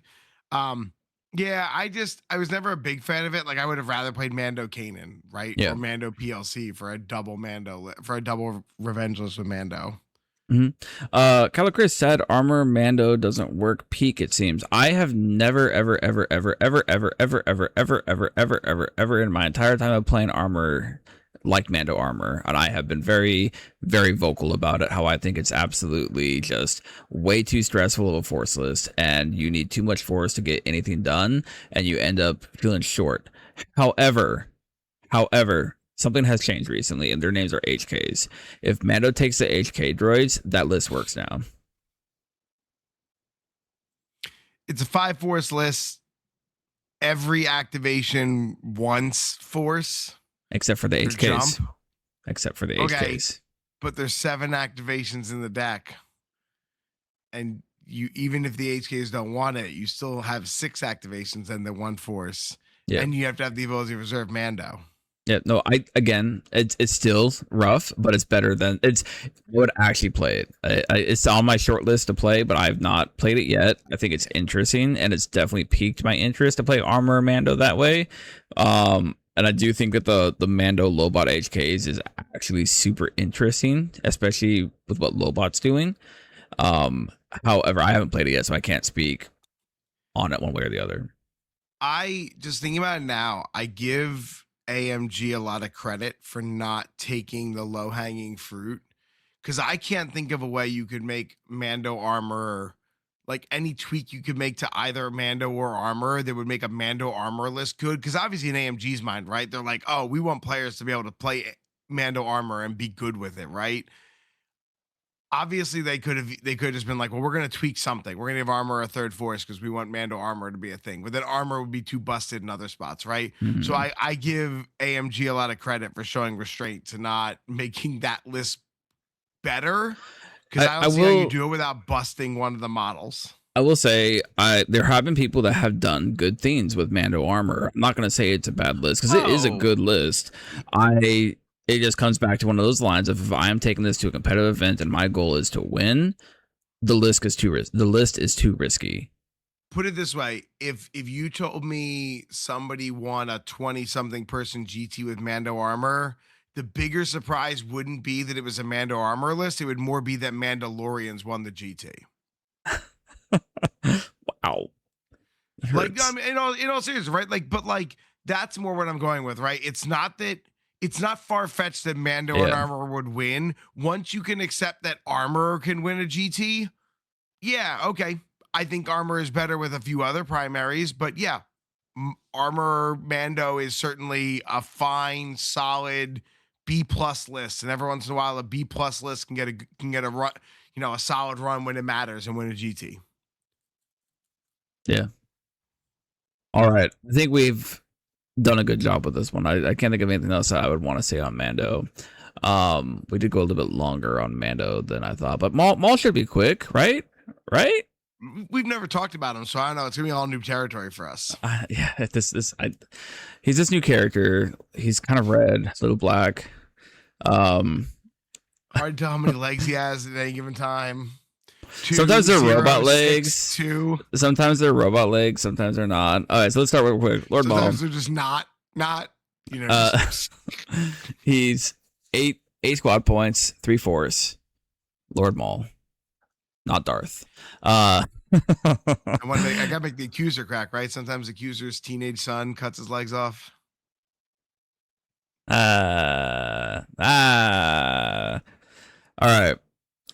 The biggest thing about Maul, and let's start with weaknesses. I think the biggest weakness with Maul, honestly, is he is incredibly meta dependent, and that is probably his only real weakness, because it kind of everything else would fall underneath that category, in my opinion. Is he is so meta dependent on if he's going to be successful or not, and it's hard to say, can I play him now or not? And every time I go to a GT and I want to put Maul in my GT list, the question is, can I not can I pilot Maul? Not can I play Maul successfully here? It's, can Maul hang in this meta right now, or is he actually impacting anything in the meta? Or am I just going to get rolled when I play Maul? And I'm going to go a step further. I think more specifically into the meta, Maul is disproportionately impacted by the number of ranged units that are being seen at top tables. I think we can almost narrow Maul's impact down to there's a bunch of ranged meta. Why we saw such a dip during the Iden craze, right? Like, it was so bad to be Maul into Iden. Just because you're like, cool, Iden gets to kill you in a drive-by. She doesn't have to like waste. She doesn't have to get out of the car to kill you. She's gonna do it, put the thing in neutral, take a couple pops out the window, keep moving past you like you were a speed bump. So yeah, it was definitely. However, there's something in the game now that changes that, and his name is Balin. I will say, we picked the 2 primaries that I think are best in the game to play with Balin. I know, right? I'll commit. The next game I play, I'm going to play with Balin. So okay. I will play. My next 2 casual games will be a Balin Maul and a Balin Mando game. Oh, I agree. And I do agree with you for the most part. Like, Maul's biggest weaknesses is like the range list. If something's pure range and they never have to commit to your side of the table, you're going to have a bad time. You got a French fry when you Which, anyways. like, it's hard to argue that, like you say, commit to your side of the table. Maul gets to be on whatever side of the table Maul wants to, right? Like, Maul goes where Maul pleases. Yet, the fact that you can like run him up, he has to commit a lot. He's not an 11 health model. He's an 8 health model. Let's be real. He's an 8 health primary. So he's an 8 health 2-stand primary. Period. Which he's hurts. got really good. You might say he has perfect defense. The problem is his perfect defense is outdated, right? He doesn't even have crit mitigation. Could you imagine if he had 1 to 2 blocks and then 3 was block crit to hit?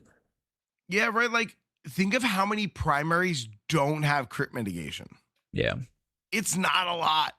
Maul's one of them, and his defense is called perfect defense. It is insane the number of blocks he gets. You sometimes just still lose to that guy who goes, here's I 6 got crits. 4 crits, and you're like, well, I've absolutely done that, where Maul's been like, hey, I rolled 5 blocks. Cool. I had 4 crits and 1 hit. Well, F me. I guess I died today. Kylo Chris, we are pointing out the weaknesses right now. This is supposed to be the dogging point. The rest of this is nothing but sunshine and rainbows. All right. In all honesty, though, like to me, like that is Maul's weakness, and that's probably his only weakness outside of pilot error, because there are so many mistakes that you can make with Maul. From positioning to being on the wrong side to I went after the wrong target to I could have flipped 3 this turn, but I only flipped 1 because I went after the wrong target. There's so many pilot errors that happen with Maul, and I think that's the other big weakness to him. He's not a straightforward primary by any means. Yeah, I know you've talked about that you like that Maul is not is still only 2 stamina. Mm-hmm. I would still rather see them change that to 3. In my personal opinion, the game does not generate a Maul problem if you give Maul a 3rd stamina. And I do agree with that. I don't think anything would be broken if Maul had 3 stamina. If I had to pick one thing to change on him, though, it wouldn't be the durability of him. It would be, like you're talking about, his defensive expertise. It would be change that revenge trigger to be more impactful, or at least useful. It wouldn't be the durability. It would be one of those things if I could only change one thing.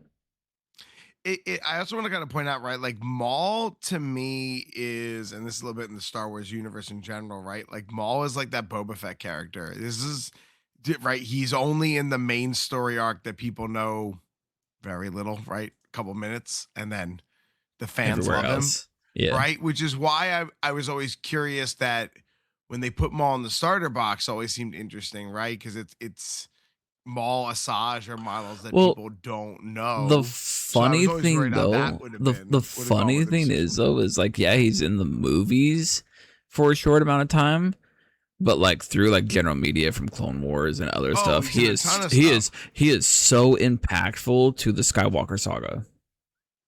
It just, and I know this is a little bit of a tangent, but like I remember that we had that conversation when the core box first came out. The 3 of the 4 primaries in the core box, 2 of them don't exist in the movies that everyone watches. True.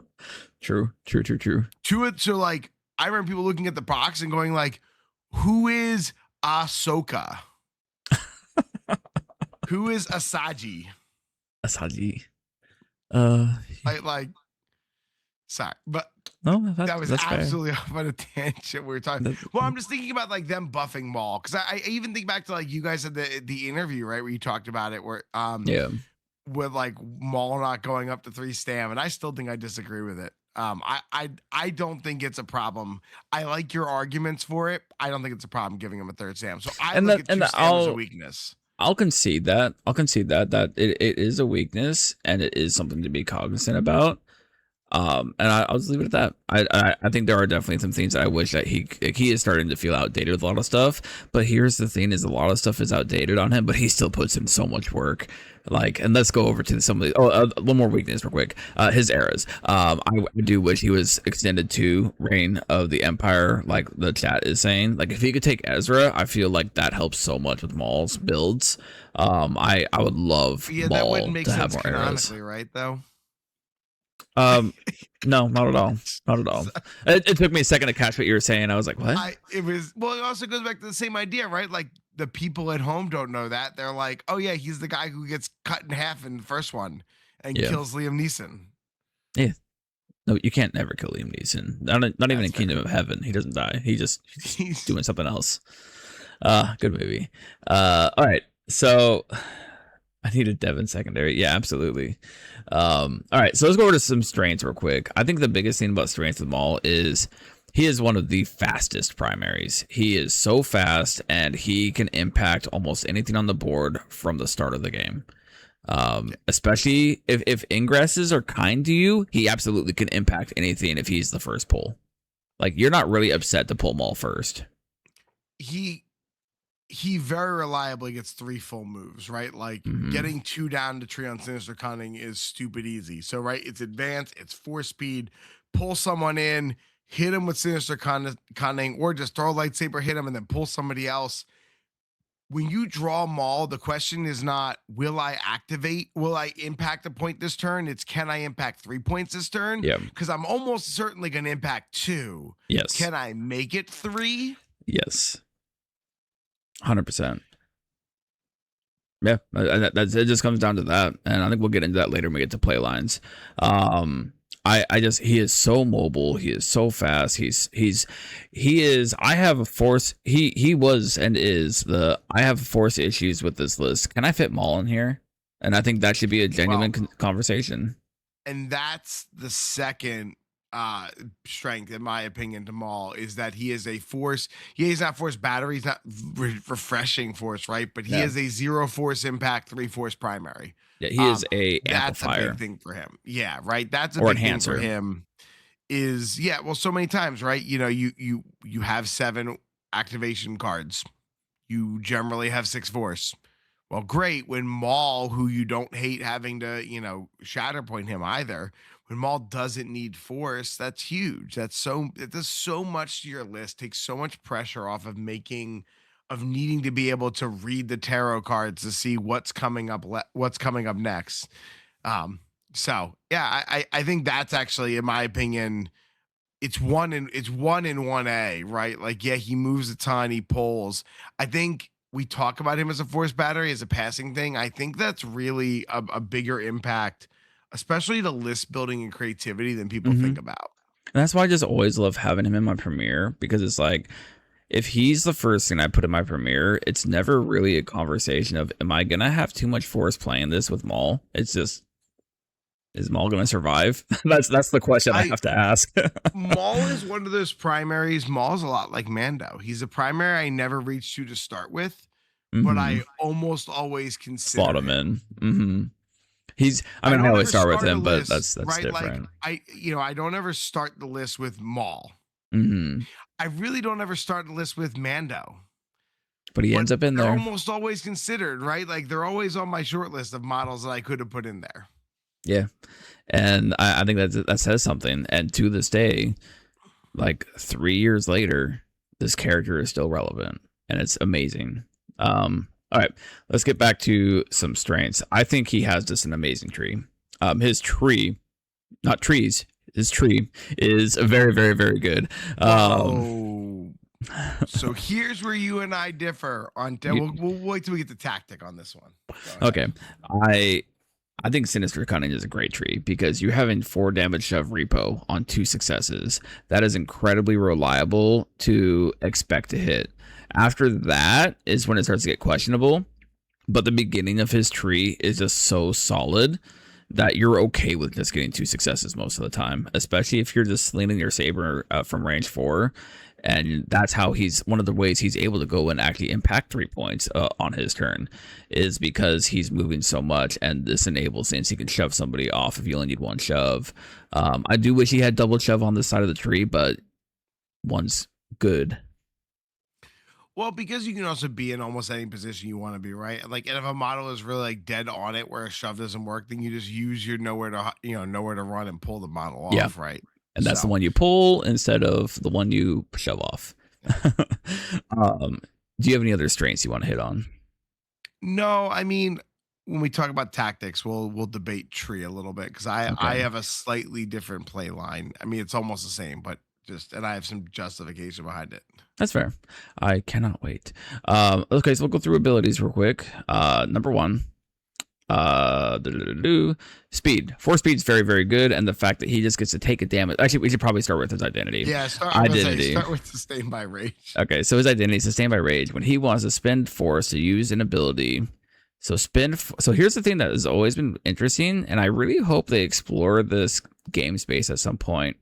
But while this unit is not wounded, when it would spend force to use an ability, could you imagine if you had to spend force to use an ability off of an objective point?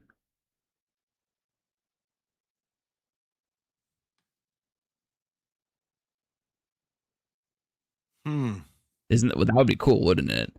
Yeah, that would be interesting. All right. Anyways, so when he spends force to use an ability, he may suffer damage equal to the cost of the ability instead.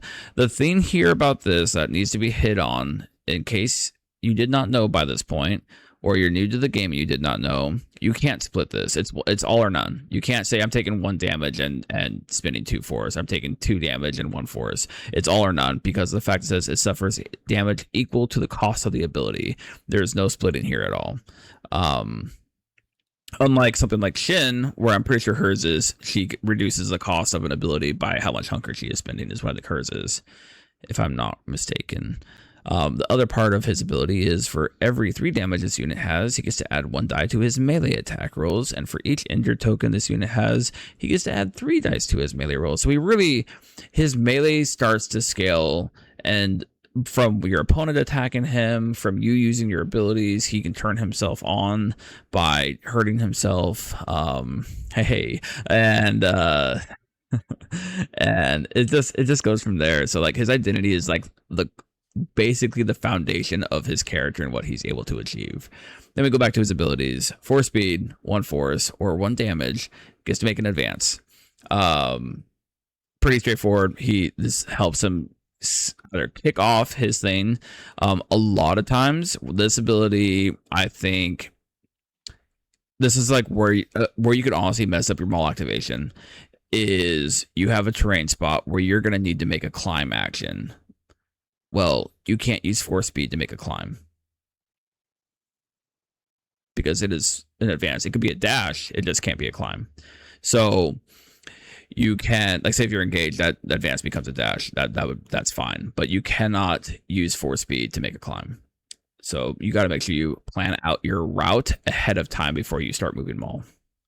The thing is like, yeah, it matters more when you need to like early in the game, because I feel like if you have to worry about a target that's up there, you can always pull someone off still. I think that's a bigger thing that people make a mistake on, is people will 4 speed up to a point, pull their opponent off. Like, let's say it's at like, right, I'll 4 speed up to a gantry. I'll know where to run somebody off that gantry. And if I don't, like, sometimes you'll think like, oh, I'll hit them, shove them away, and then climb up. If you don't get that shove for some reason, I've definitely put myself in situations. It's super rare, right? You should be positioning. You can pull yourself off and go, oh poop. I have, again, like this, like Maul. Now, if you want to practice positioning in Shatterpoint, play Maul, because he will make you get real good at it real quick. Because there's been so many times against Maul. That's also fair. But there's also, you can't pull through yourself in this game, so you can't know where to run, which is the next ability, and pull somebody through yourself. So if you move and you're right next to your opponent, or you get just too close, you don't have an angle to pull them now, and that sucks. So you need to plan your route. Getting up to a gantry, pulling them over top of you, like yeeting them behind you basically, and then turning around and kicking them farther away. It's oh man, one of my favorites. Because they are not considered on that elevation until the end of the movement stick. It's the Wile E. Coyote move. Just goes straight out, and then all of a sudden looks down and goes, oh shit, gravity, and falls down. It's wonderful. Next ability, there is no place to run. 2 force or 2 damage. Choose a character in this unit and an enemy character within 3 of that character. Like we talked about earlier, range 3 is pretty far when you're affecting somebody with just pulling them with diceless. Pull the chosen enemy character range 2 towards the chosen allied character. Then the chosen character gains expose. And that's just icing on the cake. The pull is good enough. I would be paying 2 health to get the pull. Now you get to expose them. I think this is the best ability in the game of Shatterpoint. If you could just tell me I could take that ability, take 2 damage, pull a model, expose them, I can't imagine many abilities that I wouldn't give up for that. Yeah, 100%. Obviously that's nowhere to run compared or paired with fueled by rage, right? Or paired with sustained by rage, his identity for the extra damage. I think that is one of, if not the best single ability in Shatterpoint. I do want to say there are some questions in the chat, and these will come out in tactics. I'm 100% certain these will come out in tactics. Revenge, I must have revenge is innate. When he is wounded by a melee attack, After the attack is resolved, one character in this unit may dash and make a 5-die attack. That's melee against the targeting character that wounded it. This honestly almost never comes up, and when it does, it's always a gotcha. They forgot about it, or they weren't thinking about it, or it's a brand new player. It's very rare that somebody feels forced into letting Maul make his revenge attack. There's so many play arounds from shoving and pinning him to where he's just out of range. This ability almost never comes up, but when it does, it sucks to get hit by it. Like, it's such a massive revenge attack that I would almost rather just not just like I just am not a fan of this ability in general. I think it was you who said it even on the interview you had, right? Yeah. Where like you mentioned, like I think it should trigger off any wound. It should still be a melee attack. I agree with that. Yeah. I just think it should trigger off any wound. I think Yeah. if you shoot Maul and you're dumb enough to be within like close, Maul should be able to dash and try to hit you. Yeah. Because not every gun has pin. And that's what ruins this ability most of the time is they just And pin some you. guns are only range 4. And some guns you can still dash and make an attack. Yeah, like that's in my opinion, I'd like to see that changed. Yeah, obviously I think the extra stam is fine, but that would be where I would, if you told me I couldn't make that as an errata, making that ability more relevant.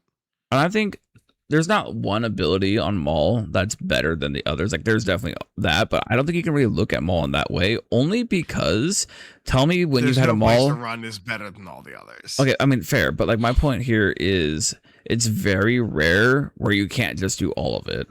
Yeah, correct. Maul, that's one of the neat things about Maul is he's good to do a lot. He is a perfectly fine just beat stick. If you want to play him, if you just want to at home be like, I want to rub and hit things real hard. He does that. Maul can play that third dimension of chess pretty easy. And I think that's where you see the strength of Maul, where you have the ability to force speed over to here, pull a guy off that point, then move away, go throw a lightsaber, shove a guy off that second point, and then it repo onto the third point. All go, and then still have a move action, right? You can do all these things. It's pretty wild. Chris, I rename it to Maul kind of wants revenge. Yeah, I don't must have it. I kind of want it when you poke me with a stick. I don't like being poked with sticks, guys. All right. Nice. So if you are playing in the Maul, your opponent is playing Maul. Let's go with this route again. If your opponent is playing Maul, what are things that you want to be looking to do? I'll start here. I want to wound him as fast as I can. Like I want to pin him and get him wounded as fast as I can, because now it's going to come a question of, can they afford to spend 4 force a turn? Or 4 damage a turn. 4 damage a turn with Maul. Making him even irrelevant. More than pin, disarm. Disarm's massive for him too. Disarm's worse than pin because we talk about he has so many ways to move. He can move himself twice. He can move you towards him. And no one's pinning you in your backfield before before you started, right? Realistically. I mean, condition stacking him in general is just insane. Yeah, but like strain, everyone's like, most things you think about strain, Maul's gonna die anyway, guys. I think that's a big thing with the play style for Maul is you have to understand he's gonna die. Like, just accept it. Don't put him on the table if you're not understanding he's going to die at least once, if not twice. And he could be removed. He leaves the table. Yeah, right. In today's game, in today's day and age of this game, he can be removed rather trivially. Yeah. So to me, I think disarm's most important because he doesn't have a way to impact that. And he needs those successes down the tree when he needs them almost every turn, right? He needs to be doing something on attack, even if it's only getting 2 down for the shove repo on Sinister Cunning. He needs to do that. So yeah, in my opinion, that's the big. I think he's very easily conditionable. Otherwise, if I'm playing if I'm staring down Maul, I'm thinking about front stopping myself to not get pulled. Yeah. I'm running up behind barricades so he can't pull me out. I'm running up, putting myself in position to other models in between. I'm thinking about what ways he's going to attack me. Because one thing I think happens with Maul a lot is people don't do a great job of thinking about the arc for the pull. And you can't pre-measure the arc. If your opponent takes out their tool, turns it 90 degrees and starts putting it down before declaring the ability, They can't do that. As soon as they pull that tool out, they've declared they're using the ability. So yeah, it's you can definitely play around it a little bit by positioning yourself better, knowing that Maul's going to be able to pull something. I think Try to guess what your opponent's going to try to pull, and position that to try to make it so he can't pull it, because pulling it's hard. And That sounded terrible.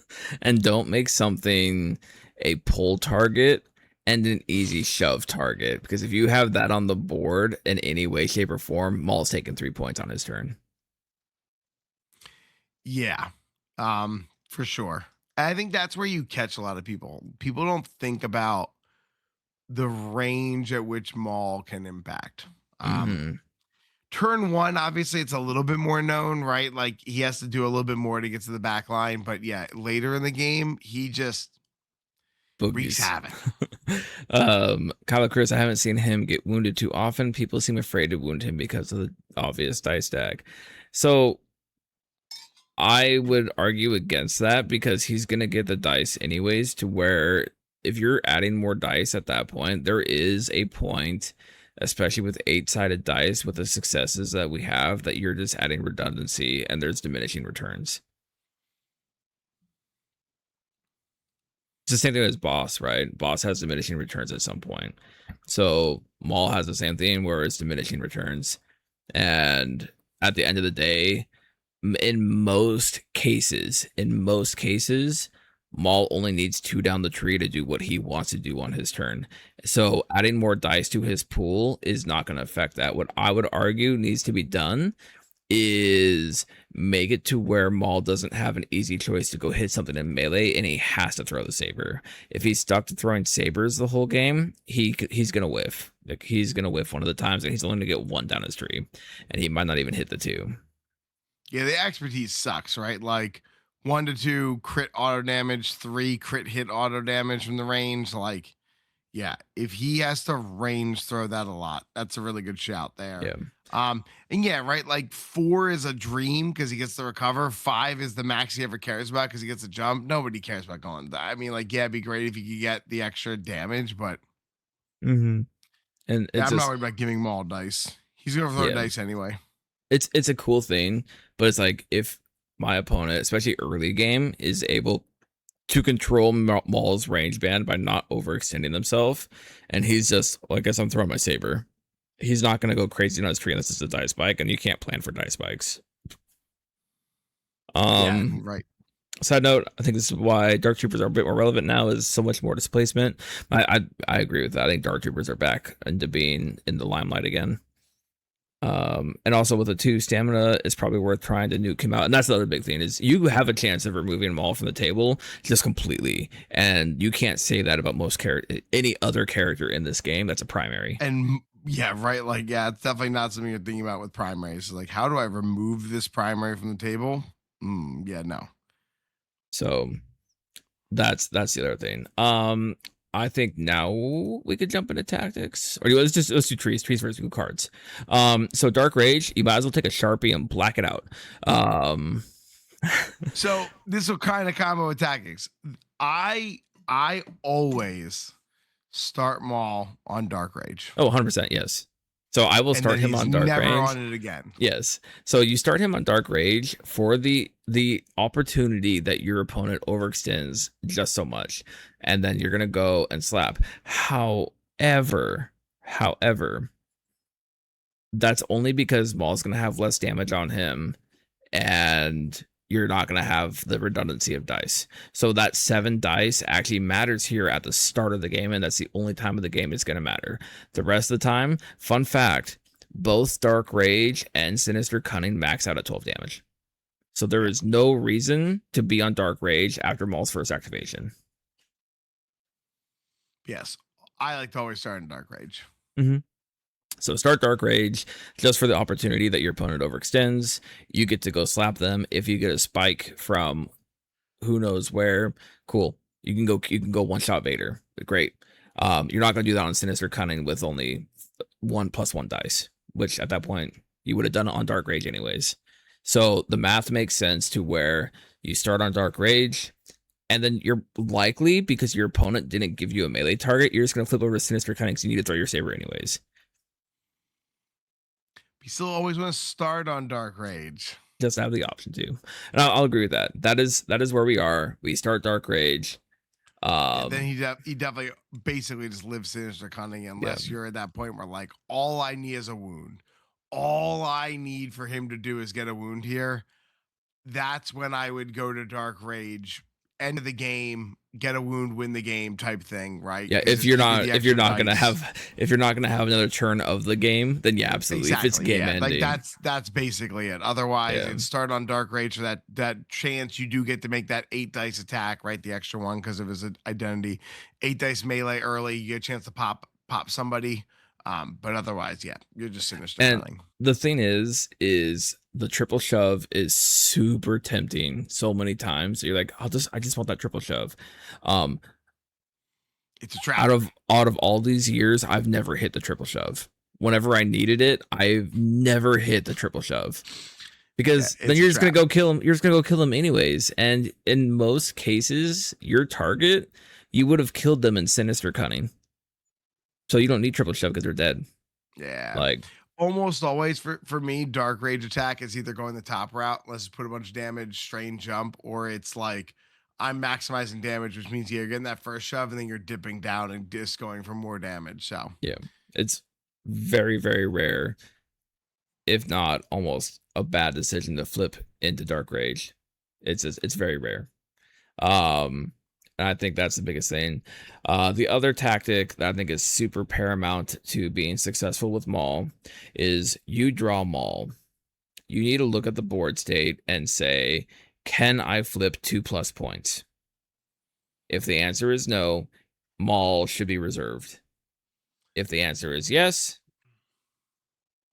go for it. Sorry, go ahead. I was gonna say like that's generally how it goes. Just bare bones. If you want to get some things, you kind of learn some things here and there where it's like, I don't really need Maul to go flip 3. I kind of just need him to go secure 1 for me, and I guarantee that Maul can go secure 1 for me, and that will stall the game out enough to where I need it. So there's some things that you notice that you can get away with only getting 1. So it's not like a hard rule of I can only flip 1 this turn. But if that 1 is like, this 1 saves the struggle, or this 1 does that, and it guarantees it.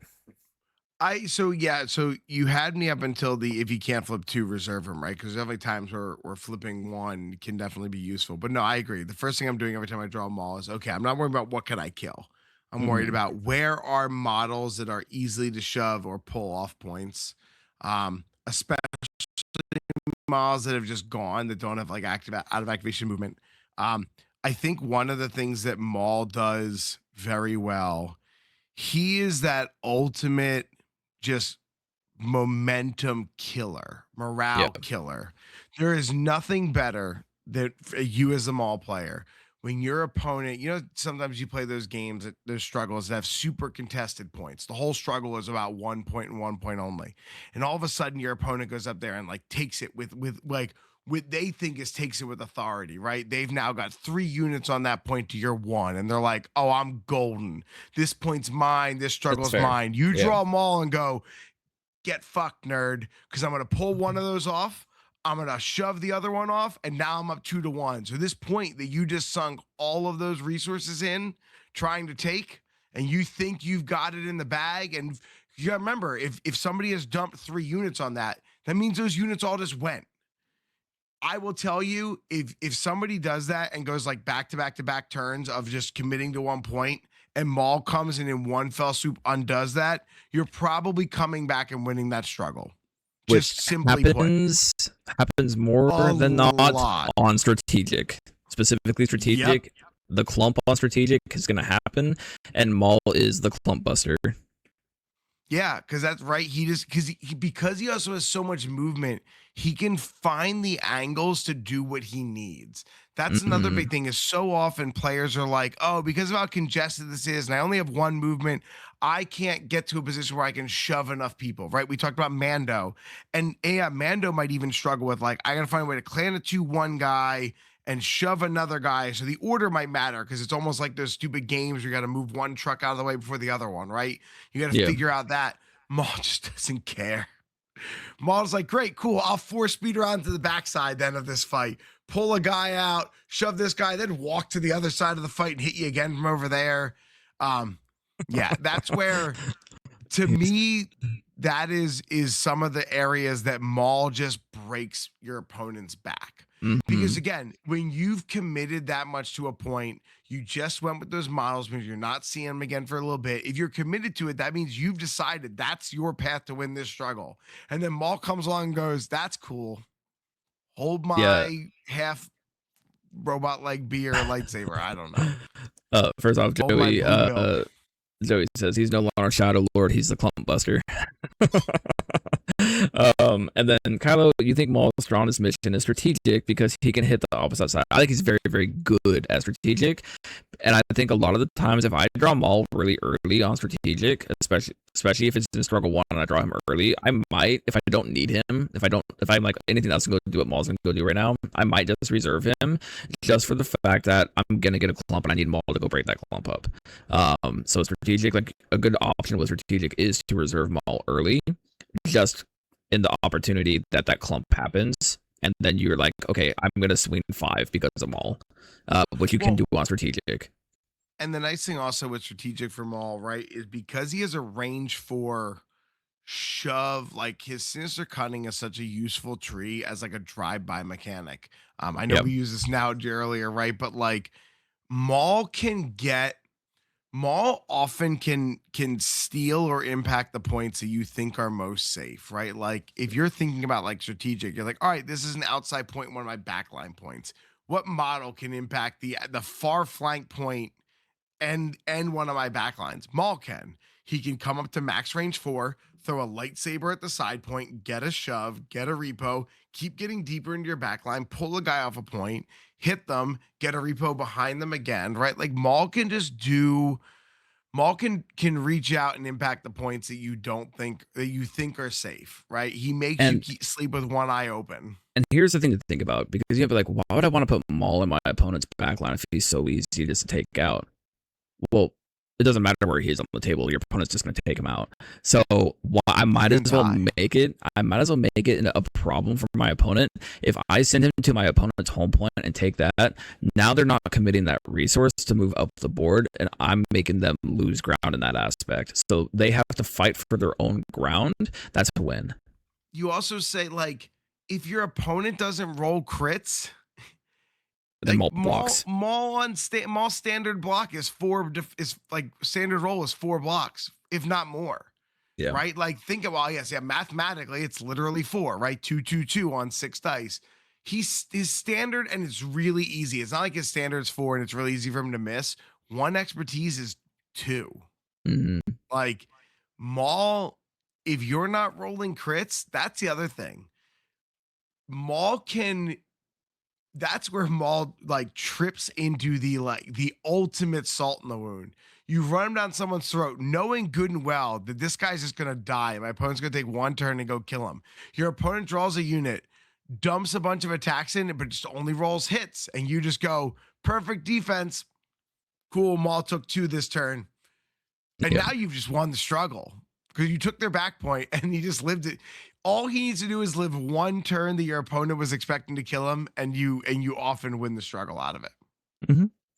And the other thing too is it puts him in position set up for the next time he comes up, to where he's on the backside of most of your opponent's models at that point, to where he's just got free pulls for days, and he's just like, I'm gonna yank you, I'm gonna move over here, I'm gonna push you. It sets up his lines later to be just backbreaking. Maul can just have backbreaking activations, and rather consistently if you can get good with the positioning with him. Yeah, the biggest area where Maul really gets hurt is when he dies. He gets that first death too early. Yeah. When he gets that first death when he didn't impact. So either somebody killed him in the backfield, or you had to make one of those boring turns.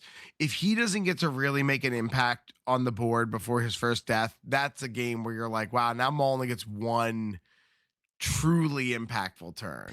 I think that's where it's tough. And I think that's where it comes down to deciding on the drop of, am I playing Maul this game or not? Which is what we should have probably talked about Mando too, is when do I play Maul? Like, or when do I not play Maul is probably the better question. And it would be into something that's like Iden Vader. I do not like playing Maul and Iden Vader, Boss Lumi, or any boss list for that matter, because they can go kill both Boss and Iden can just one shot Maul in the deployment zone.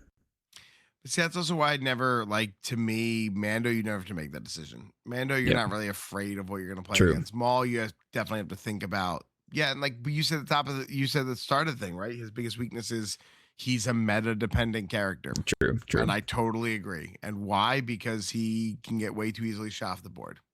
Yeah. After singing his praises and all the cool stuff you could do with him, you have to be cognizant of, is me putting Maul in this game going to be a liability? Yeah. I need to make sure I can get the work out of Maul. Maul can do the work, but he has to be able to get the work done. Agreed. So I think that is a good coverage of the Clump Buster. I guess we could do that. We could probably should another Mando too. Is missions that you favor / would not want to play this on. I think Maul and Mando both actually don't really care what mission they're on, in all honesty. Oddly enough, for me, for Mando, I think sabotage is his worst, only because of the shape of the points. That's fair. He often only gets to move to 2. He gets the least number of points to move to from his revenge. Okay, I'll buy that one. I think everywhere else, so Mando's kind of just like, meh. I'm still useful. And here. even there, it's such a minor thing. Yeah. Like, I think for sabotage, it's more of the points that he has able to get reached to. Your opponent is probably doubled up on, and you're not going to be able to steal it from them.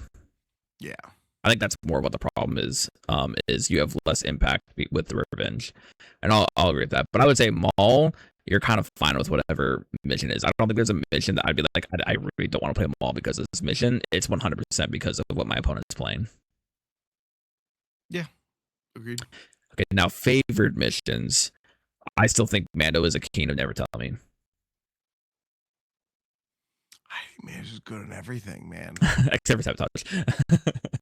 And even sabotage is fine. He's just not the best on sabotage. I just, like, if I had to pick one mission to play Mando on, and that was like the mission to play Mando on, it would be Never Tell Me. Yeah, that's fair. I mean, I really like him on strategic though too. He's also really good just on shifting, right? Like, and strategic is just shifting, but plus for adults, in my opinion, right? Like, fair. It's like strategic probably my favorite. Okay, fair enough. All right, Maul, favorite or worst mission, and I think that this would just be sabotage because of the fact of the lists that are favored on sabotage. That's not because of the mission, but because of the lists that like sabotage. Lists favored are the melee lists, which in theory Maul does better against. But yeah, I don't like sabotage because he has to be too close to too many people.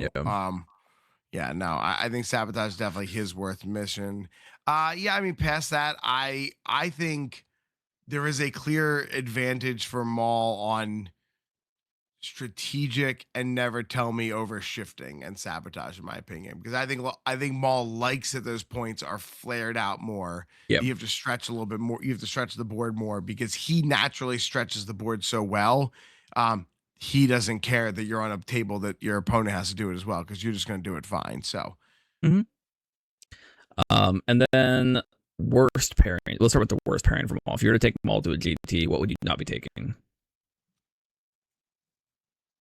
Republic, and he's in those eras. The thing to me, like, Maul has less obvious pairings right now, but yeah, I'm avoiding taking him. I never liked Maul and Separatists. I know people tried that for a bit.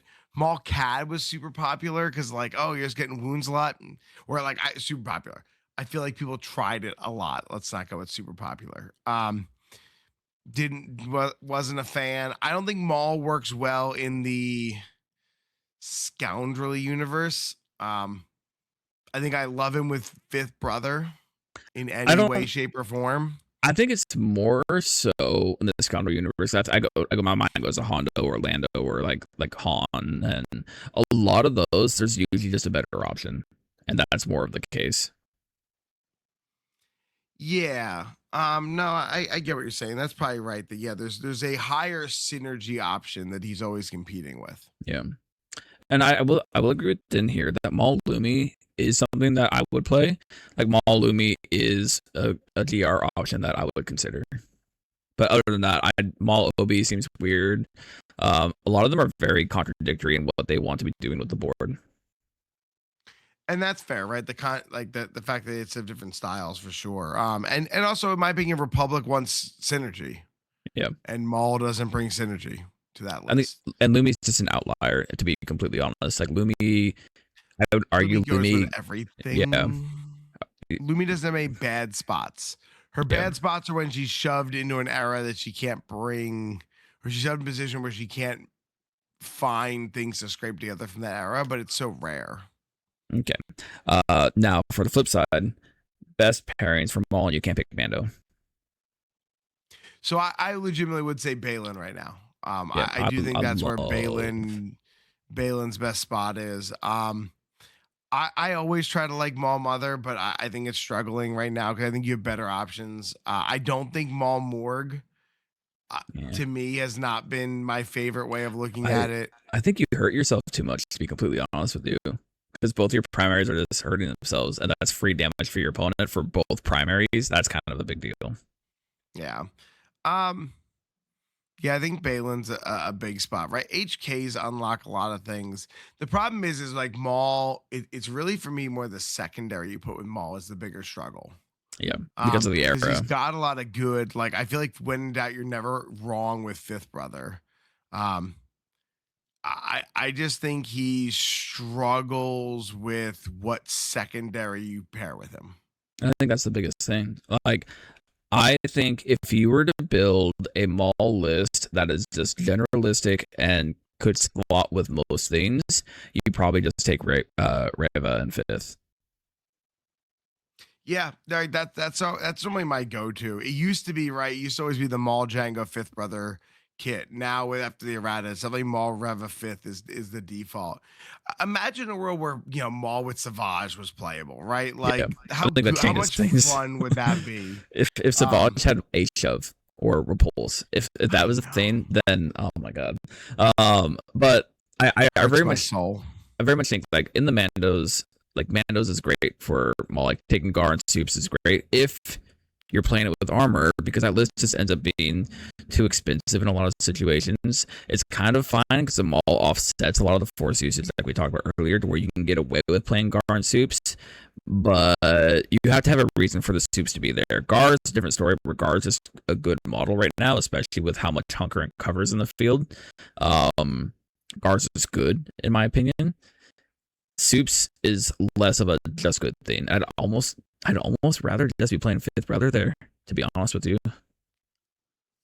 That's interesting, right? So having played it at the Arizona GT, yeah, the Super Commandos were definitely the worst. We talked about in the recap afterwards. Super Commandos were the most underwhelming unit across the entire weekend. Now, part of that also was they always seemed to be late in my order deck, right? So I was never getting up there and getting in position to make No Mercy impact more. But yeah, no, I mean, I think Maul armor is just an obvious good spot for Maul to be in. Yeah. You're just never got a bad time. I would agree with that. I think, and we say no Maul Mando because in my opinion, Maul Mando is like maybe Maul's best pairing. Like you're just doing so much. Maul's the pusher for the Mando, and you have defensive. You're able to affect multiple things because you have so much dice displacement. Maul Mando is still a good list, and I think it will always be a good list. Yeah, the biggest weakness is like they just bring a bunch of just non-synergistic things in general. Yeah, or you just shove a bunch of synergy underneath them. Like you do all Mandos. Maul Mando is another solid one. Yeah, it's a bummer not have armor, but still, it's good. Yeah. So that's kind of where I would look. And I think, do you have any closing thoughts on Maul? No, I mean, I think Maul can be pushed to the next level by really just thinking that extra step when you draw him. He's not a killing model. He's a control model. And I think that's a big thing that people are just like, they see all the words on his thing and read revenge, rage, and they've seen Maul and they're like, yeah, he just runs up and slashes at things. Like, nope, he's a control piece. He's a tactician in this game. Mm-hmm. Which is fine. It's fun. All right. With that, we're gonna go ahead and close this out. We went a little bit long. Maybe if we do this for an episode, we just do one primary instead of two. I thought yeah. I was like, I'll be Mando Maul. It's gonna be nice and quick and easy. But God, could we talk about for Mando this and Maul? one, I think in general our plan is going to be to do one, and we're not going to do obviously our whole intro and things like that. I think it'd keep them to like 20 to 25 minute single shot. Just all we're doing is talking about the primary, jumping right into like a little bit of an outline is going to be the way to go. Yeah, 100%. So with that, I think we're gonna go ahead and close out here. Everybody, thanks for hanging out with us. Thanks for listening. You've been wonderful. I'm not gonna do the thing because that's a Accuser's thing now. So bye. All right, I gotta get going. I know we went a bit longer than we thought we were gonna go, but that was fun. That was a good episode. Everybody on Twitch, thanks for hanging out with us. You guys were wonderful. Thanks for contributing to the conversation. I hope we answered any questions that you had, and we'll catch you next time. Yep. Later all.